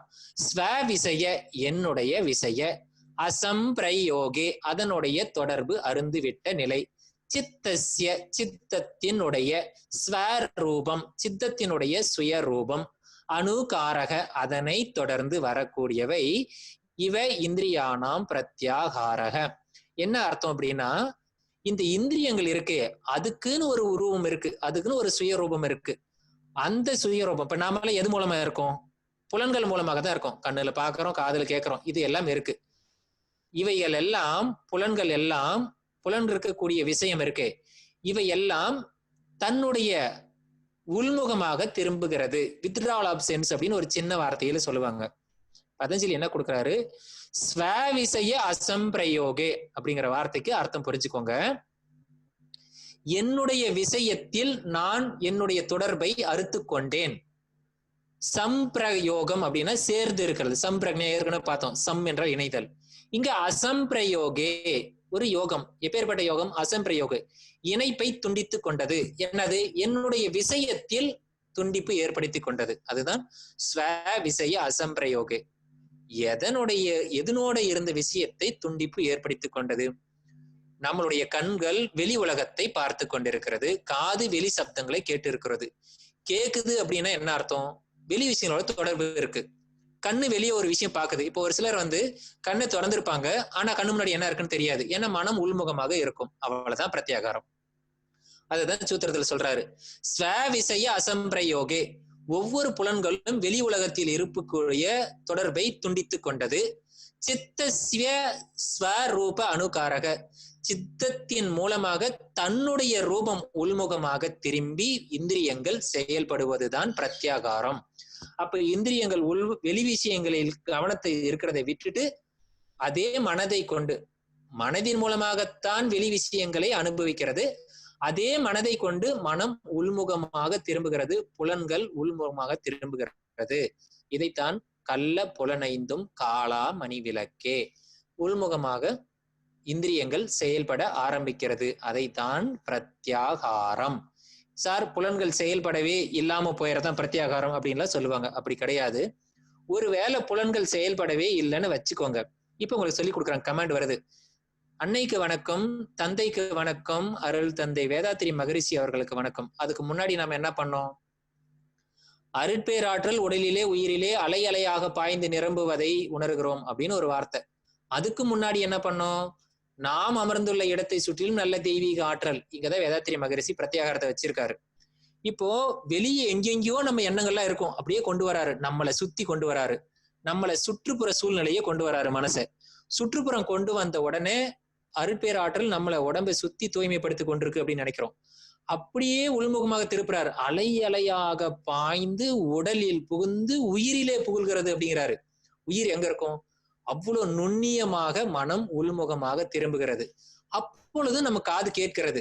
அன்னைக்கு வணக்கம் என்ற அன்னையை வணங்குறோம், தந்தையை வணங்குறோம், தவம் ஆகினைன்னு சொல்றோம். அப்பயும் நம்ம காது கேட்குது. ஆனால் மனம் உள்முகத்தான் திரும்புகிறது. அதுதான் பிரத்யாகாரம். சரி, பிரத்யாகாரத்தினுடைய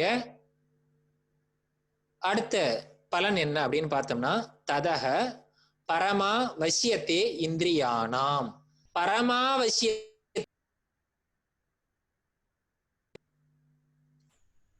இப்படி மனம் உள்முகமாக, இந்திரியங்கள் உள்முகமாக திரும்பிய நிலையில் பரமா விஷயம்னு என்ன அர்த்தம்? எல்லா விஷயங்களும் இந்திரியங்களுக்கு கட்பட்டுருமா. அப்ப இந்திரியங்கள் கட்படுறது என்ன? உலக விஷயங்கள் இருக்கக்கூடிய வரைக்கும், மனம் வெளி விஷயங்கள் இருக்கிற வரைக்கும், மனம் இந்திரியங்கள் வெளி விஷயங்கள் இருக்கும்போது ஒண்ணு கூட அது கட்டுப்படுறது இல்ல. ஆனா அதே இந்திரியங்கள் உள்முகமாக திரும்பிச்சுன்னா பரமா விஷயத்தே, எல்லா விஷயங்களும் இந்திரியங்களுக்கு கட்படும். இதுவே ஒப்பற்ற புலனடக்கம். இதுதான் கடைசி வார்த்தை, கடைசி ஸ்லோகம் இந்த பாதத்தில். இவ்வாறு இந்த பாதமானது நிறைவு செய்யப்படுகிறது. சும்மா அப்படியே நீங்க காதுல கேளுங்க, என்னென்னலாம் இதுல இவரு சொன்னாரு அப்படிங்கறத நான் சும்மா ஒரு ரிவ்யூவா சொல்றேன்.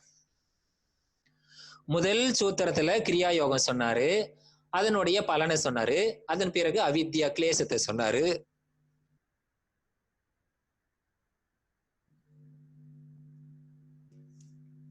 கிளேசத்துல கிளேசம் இருக்கு. கிளேசத்துக்கு அவித்யா காரணம்.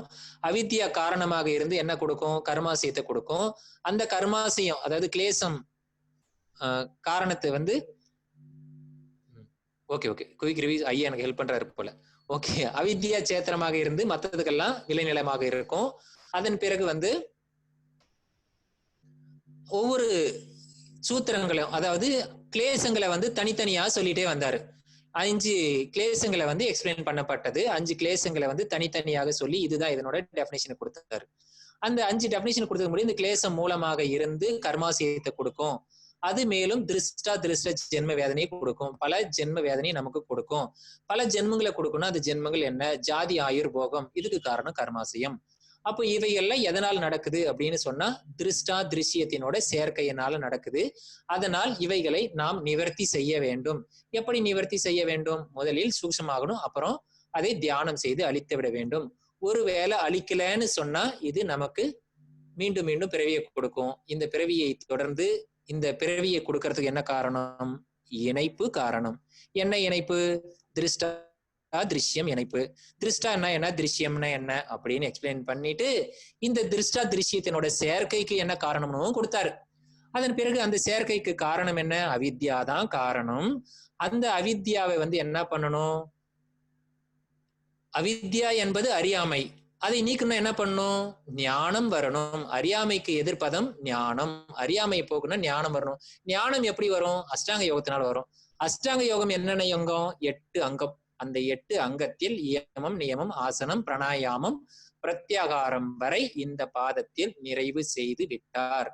இதனோடு இந்த யமம், நியமம், ஆசனம், பிராணாயாமம், பிரத்யாகாரம் என்ற 5 பகுதிகளும் பகிரங்க யோகம் என்று சொல்லப்படுகிறது. இந்த பகிரங்க யோகத்தோடு இந்த பகுதி நிறைவு அடைவுகிறது.